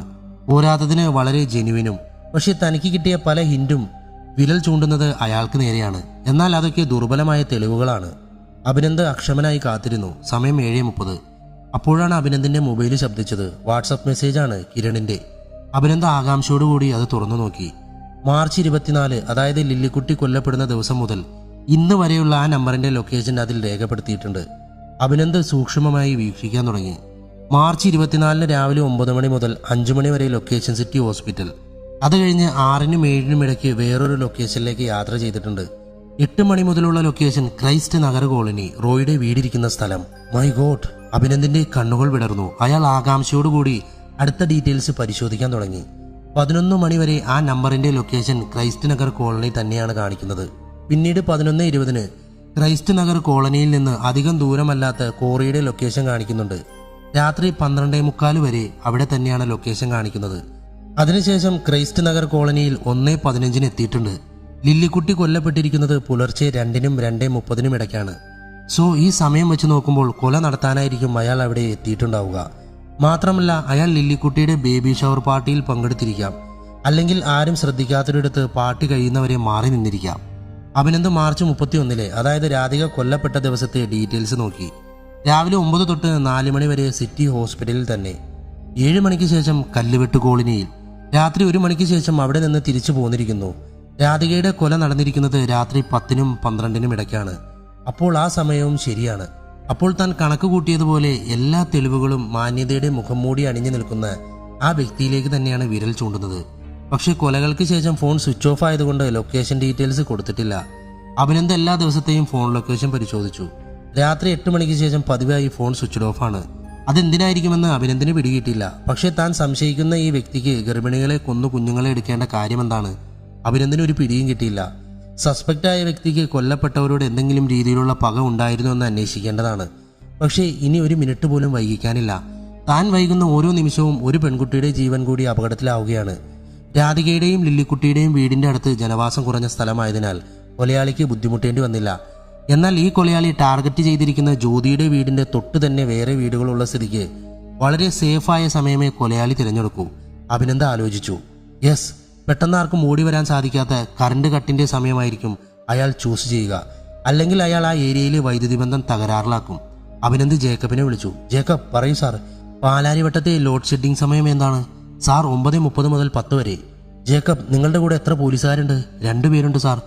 നോ, അതുപോരാ. സ്റ്റേഷനിൽ നിന്ന് 4-5 പേരെ വിളിച്ചോളൂ. നിങ്ങൾ ഫുൾ ടൈം വിജിലന്റ് ആയിരിക്കണം. ഞാൻ SP ഇൻഫോം ചെയ്തിട്ടുണ്ട്. അതുകൊണ്ട് നിങ്ങൾക്ക് എന്ത് ഹെൽപ്പും ചോദിക്കാം. Okay sir. ഞാനൊരു സ്ഥലം വരെ അർജന്റായി പോകുന്നു. നമുക്ക് ഭാഗ്യമുണ്ടെങ്കിൽ മോനെ ഇന്ന് തന്നെ നമ്മൾ പൂട്ടും. പിന്നെ അവിടുത്തെ അപ്ഡേറ്റ് എന്നെ അറിയിച്ചുകൊണ്ടേയിരിക്കണം. സംശയാസ്പദമായ രീതിയിൽ ആരെ കണ്ടാലും ബ്ലോക്ക് ചെയ്തേക്കണം. Okay sir. ഇവിടുത്തെ കാര്യങ്ങൾ ഓർത്ത് സാറ് ടെൻഷൻ ആവണ്ട. ഇവിടെ ഓൾറെഡി 6 പേരെ സ്റ്റേഷനിൽ നിന്ന് ഇട്ടിട്ടുണ്ട്. പിന്നെ 2 വനിതാ പോലീസുകാരെ വീടിനുള്ളിൽ ജ്യോതിയുടെ അടുത്ത് നിർത്തിയിട്ടുണ്ട്. Very good Jacob. ഇനി നമ്മുടെ കണ്ണ് വെട്ടിച്ച് ആ ബുദ്ധിരാക്ഷസനായ പിശാചി രക്ഷപ്പെടരുത്. സാർ, സാറിന്റെ കൂടെ ഞാനും കൂടി വരണം. ഒറ്റയ്ക്ക് വേണ്ട ജേക്കബ്, താൻ അവിടെ വേണം. ഞാൻ എൻ്റെ ഊഹത്തിന്റെ പുറത്ത് മാത്രമാണ് പോകുന്നത്. അഥവാ ഇത്തവണയും കൊലയാളി നമ്മളെ മിസ്ലീഡ് ചെയ്യാൻ തെളിവുകൾ മനഃപൂർവ്വം ഇട്ടതാണെങ്കിലോ? സോ നമ്മൾ ഫോഴ്സുമായി ചെന്ന് തിരച്ചിൽ നടത്തിയാൽ അത് സസ്പെക്റ്റിന്റെ റെപ്യൂട്ടേഷനെ ബാധിക്കും. മാത്രമല്ല, കുട്ടികൾ അപകടപ്പെടാനും സാധ്യതയുണ്ട്. സോ വിവരങ്ങൾ ഞാൻ അറിയിക്കാം. കൊലയാളി ഒരു തരത്തിലും ഇന്ന് നമ്മുടെ കയ്യിൽ നിന്ന് രക്ഷപ്പെടരുത്. ഒരിക്കലുമില്ല സാർ. ഇനി ഒരു ജീവൻ അവൻ എടുക്കില്ല. അഭിനന്ദ വേഗം ഡ്രസ്സ് മാറി പോകാനിറങ്ങി. അതിനു മുമ്പ് ഗുരുവായൂരപ്പന് മുമ്പിൽ ഒന്നുകൂടി മനസ്സുരുക്കി പ്രാർത്ഥിച്ചു. കണ്ണാ, അവസാന കളിക്കാ പോകുന്നത്. കാത്തോളിനെ ബുള്ളറ്റ് ലോഡ് ചെയ്ത് പാൻസിന്റെ പോക്കറ്റിൽ വെച്ചു. ആത്മവിശ്വാസത്തോടുകൂടി അഭിനന്ദ് ബൈക്കുമെടുത്ത് പുറത്തിറങ്ങി. ടൗണിൽ നിന്നും അധികം ദൂരമില്ലാത്ത പീറ്റർ തന്ന അഡ്രസ്സിൽ അഭിനന്ദ് എത്തി. അഭിനന്ദ് ബൈക്ക് വീടിന് മുന്നിൽ നിർത്തി. ഗേറ്റ് തുറന്ന് അകത്തോട്ട് കയറി. ബെല്ലടിച്ചു.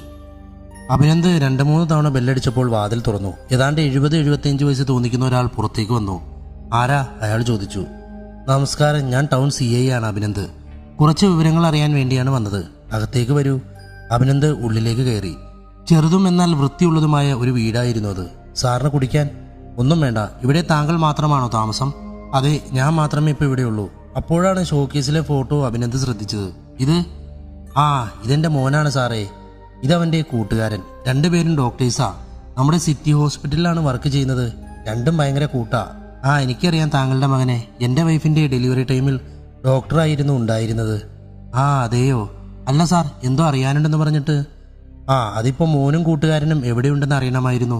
ഇത് കേട്ട ആ പാവൻ വൃദ്ധൻ ആകെ പരിഭ്രമിച്ചു. അയ്യോ, എന്തു പറ്റി സാറേ? എന്തെങ്കിലും കുഴപ്പമുണ്ടോ? ഇല്ലില്ല.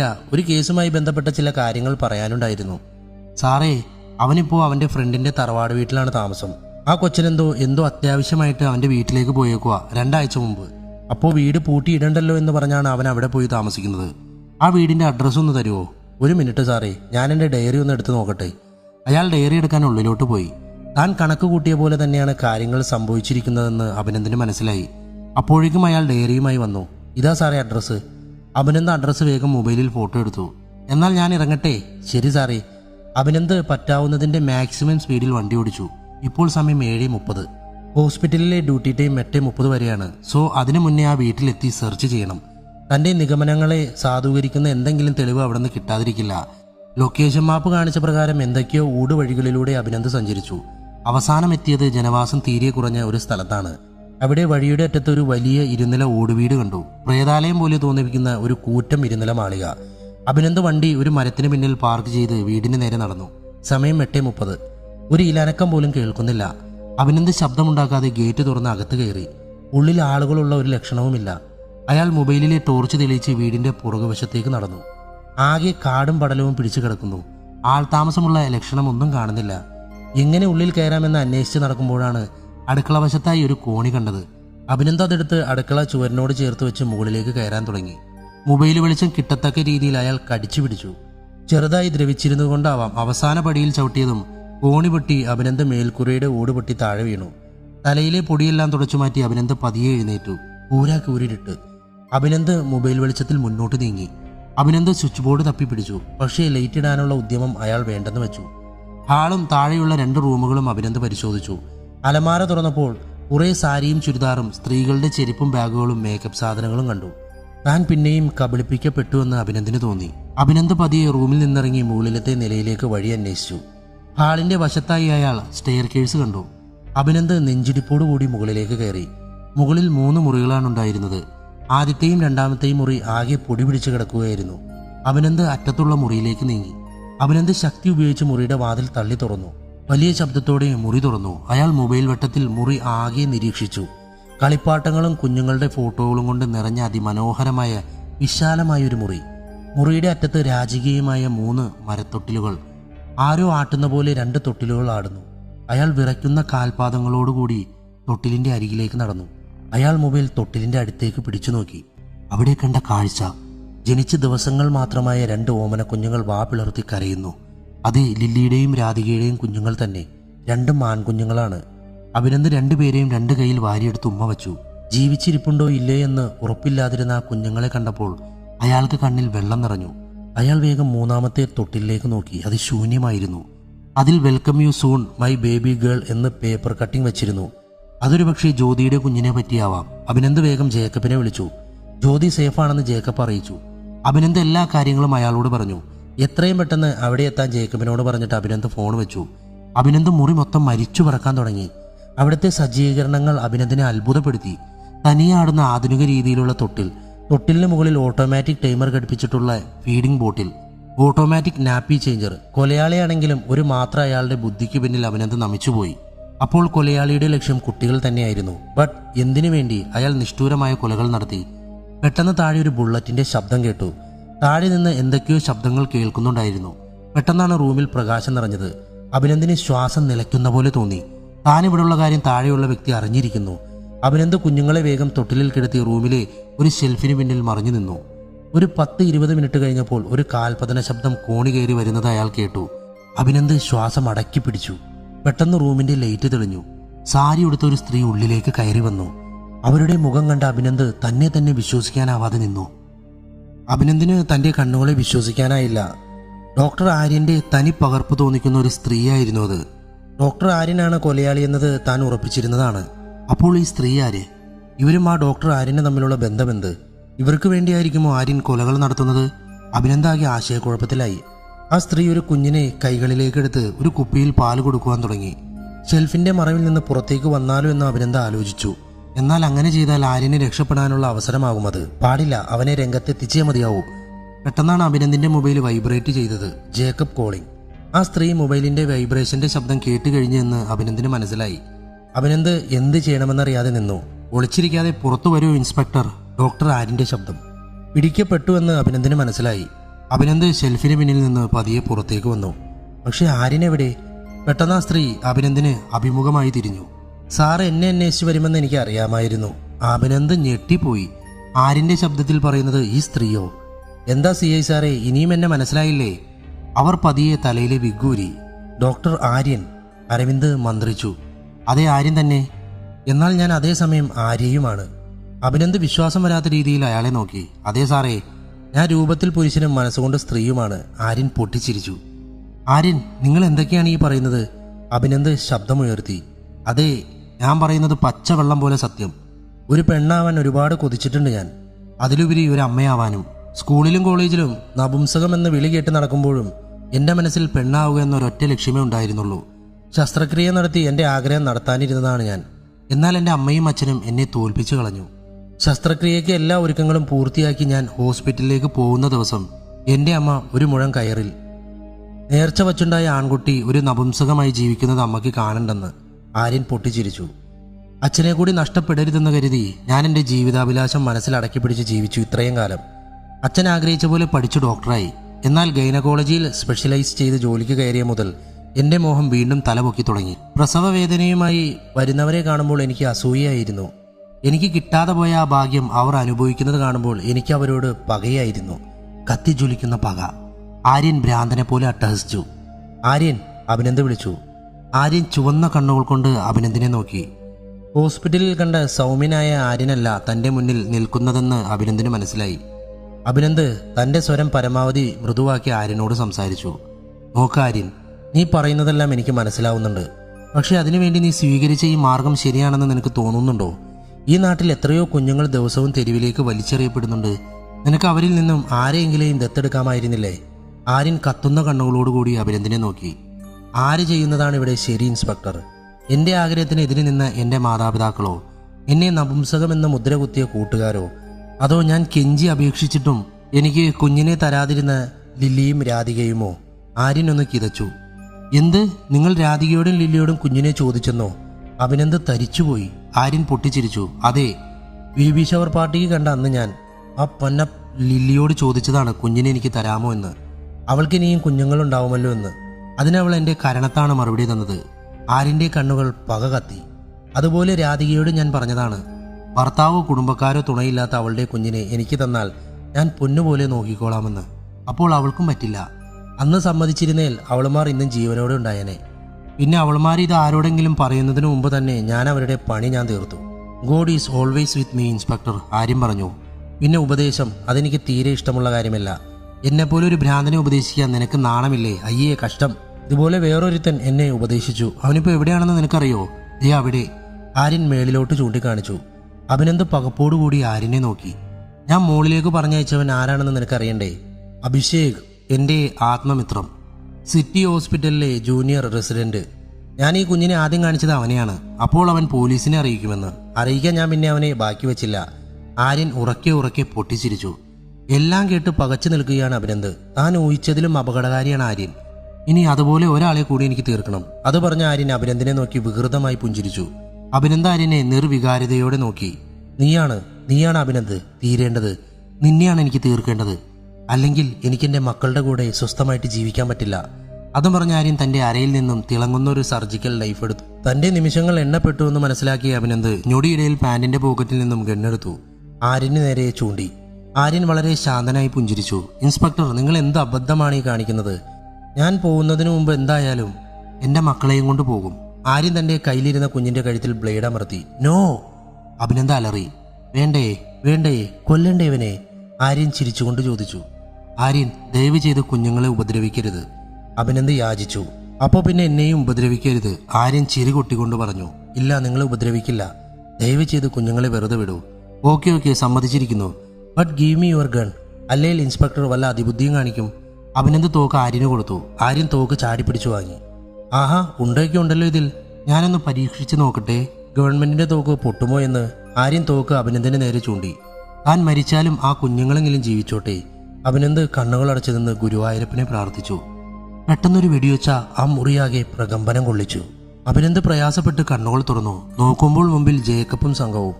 ആര്യൻ നിലത്ത് മരിച്ചു കിടക്കുന്നു. ജേക്കബ്, എന്താ താൻ കാണിച്ചത്? ഇവന് ജീവനോടെ വേണമായിരുന്നു നമുക്ക്. എന്തിനാ സാറേ? ഇവനൊക്കെ ജീവനോടെ പിടിച്ച് കോടതിയിൽ ഹാജരാക്കിയാലും വട്ടാണെന്ന് പറഞ്ഞ് രക്ഷപ്പെടും. പിന്നെയും ഇവനൊക്കെ കുറെ ജന്മങ്ങൾ നശിപ്പിക്കും. ജേക്കബ് അഭിനന്ദിനെ പിടിച്ചെഴുന്നേൽപ്പിച്ചു. ജേക്കബ്, ആര്യൻ ഒരു കൊല കൂടി നടത്തിയിട്ടുണ്ട്, ഡോക്ടർ അഭിഷേകിനെ. അയാളുടെ ബോഡി കൂടി നമ്മൾ കണ്ടുപിടിക്കണം. അതിനുള്ള ഏർപ്പാട് ചെയ്യണം. ഈ വീട്ടിലോ ചുറ്റുവട്ടത്തോ തന്നെ ആയിരിക്കണം ബോഡി ഒളിപ്പിച്ചിരിക്കുന്നത്. ഡോഗ് സ്ക്വാഡിനോട് വരാൻ പറയൂ. അഭിനന്ദ് ജേക്കബിന്റെ കയ്യിൽ നിന്ന് കുഞ്ഞുങ്ങളെ വാങ്ങി തന്നോട് ചേർത്ത് പിടിച്ചു. അമ്മയോടെന്ന പോലെ ആ കുഞ്ഞുങ്ങൾ തന്നോട് ചേർന്ന് കിടക്കുന്നത് കണ്ടപ്പോൾ അഭിനന്ദന് എന്തെന്നില്ലാത്ത സന്തോഷം തോന്നി. ആ പൊന്നോമന കുഞ്ഞുങ്ങളെ ജീവനോട് തിരിച്ചു തന്നതിന് അയാൾ സർവേശ്വരനോട് നന്ദി പറഞ്ഞു. പിന്നീടുള്ള ദിവസങ്ങളിൽ പത്രങ്ങളിലെല്ലാം ഈ വാർത്തകൾ തന്നെ നിറഞ്ഞു നിന്നു. കേരള പോലീസിന്റെ കഴിവിനെ മാധ്യമങ്ങൾ പാടിപ്പോഴ്ത്തി. അഭിഷേകിന്റെ ബോഡി തറവാട് വീടിന്റെ പറമ്പിൽ മറവ് ചെയ്ത നിലയിൽ കണ്ടെത്തി. Abhinand, you are done A marvellous job. ഇത്രയും വിദഗ്ധമായി താൻ എങ്ങനെയാണ് കുറ്റവാളിയിലേക്ക് എത്തിച്ചേർന്നതെന്ന് ഒന്ന് വിശദീകരിക്കാമോ? പോലീസ് ഹെഡ്ക്വാർട്ടേഴ്സിൽ വെച്ച് നടന്ന അഭിനന്ദന യോഗത്തിൽ DGP അഭിനന്ദിനോട് തന്നെ റിക്വസ്റ്റ് ചെയ്തു. അഭിനന്ദ് താൻ സഞ്ചരിച്ച വഴികളെക്കുറിച്ച് വിശദമായി അവതരിപ്പിച്ചു. സാർ, ആര്യൻ എന്നൊരു വ്യക്തി എൻ്റെ സസ്പെക്ട് ലിസ്റ്റിലേ ഉണ്ടായിരുന്നില്ല. എന്നാൽ ജ്യോതിയുടെ അഡ്രസ്സ് ചോദിച്ച് ഞാൻ അയാളെ വിളിച്ച ദിവസം അയാൾ അഡ്രസ്സ് പറഞ്ഞ രീതി, ഇതാണ് അയാളെ സംശയിക്കാൻ ഇടയായത്. സാധാരണ രീതിയിൽ ഒരു പേഷ്യൻറ്റിൻ്റെ അഡ്രസ്സ് ചോദിച്ചാലും ഒരു ഡോക്ടർക്ക് അത് ബൈ ഹാർട്ടായി പറയാൻ സാധിക്കില്ല. എന്നാൽ ഞാൻ ചോദിച്ച ഉടൻ ആര്യൻ അഡ്രസ്സ് ഹൃദ്യസ്ഥമാക്കിയതുപോലെ പറഞ്ഞു തന്നു. അതുപോലെ തന്നെ ലാൻഡ്മാർക്ക് സഹിതമാണ് അയാൾ എനിക്ക് പറഞ്ഞു തന്നത്. കുറച്ച് ഉള്ളിലോട്ടുള്ള സ്ഥലമാണെന്ന്. കൊലയാളി എത്ര ബുദ്ധിമാനായാലും അയാൾ നമുക്കായി ഒരു തെളിവെങ്കിലും ബാക്കി വെക്കുമെന്നുള്ളതിൻ്റെ ഉദാഹരണമാണ് ഈ കേസ്. അയാളുടെ ഓവർ കോൺഫിഡൻസ് ആണ് നമുക്ക് തുണയായത്. Really proud of you Abhinand. തനിക്ക് വിത്ത് പ്രൊമോഷൻ ക്രൈംബ്രാഞ്ചിലേക്ക് posting. Thank you sir. Abhinand, കുഞ്ഞുങ്ങളെ എന്ത് ചെയ്യാനാണ് തീരുമാനം? DNA ടെസ്റ്റിലൂടെ റോയിയുടെ കുഞ്ഞിനെ തിരിച്ചറിഞ്ഞിട്ടുണ്ട് സാർ. കുഞ്ഞിനെ ഇന്ന് തന്നെ റോയ്ക്ക് തന്നെ കൈമാറും. പിന്നെ രാധികയുടെ കുഞ്ഞിനെ ഏറ്റെടുക്കാൻ ആരുമില്ലാത്ത കാരണം ഓർഫനേജിൽ ഏൽപ്പിക്കാനാണ് കോടതിയുടെ suggestion. Okay Abhinand, carry on. റോയ്ക്കും കുടുംബത്തിനും അഭിനന്ദിനോട് എങ്ങനെ നന്ദി പറയണമെന്ന് അറിയില്ലായിരുന്നു. ഇൻസ്പെക്ടർ, എന്താണ് ഞാൻ നിങ്ങൾക്ക് പകരം തരേണ്ടത്? ഒന്നും വേണ്ട ഡോക്ടർ, ഇറ്റ്സ് മൈ ഡ്യൂട്ടി.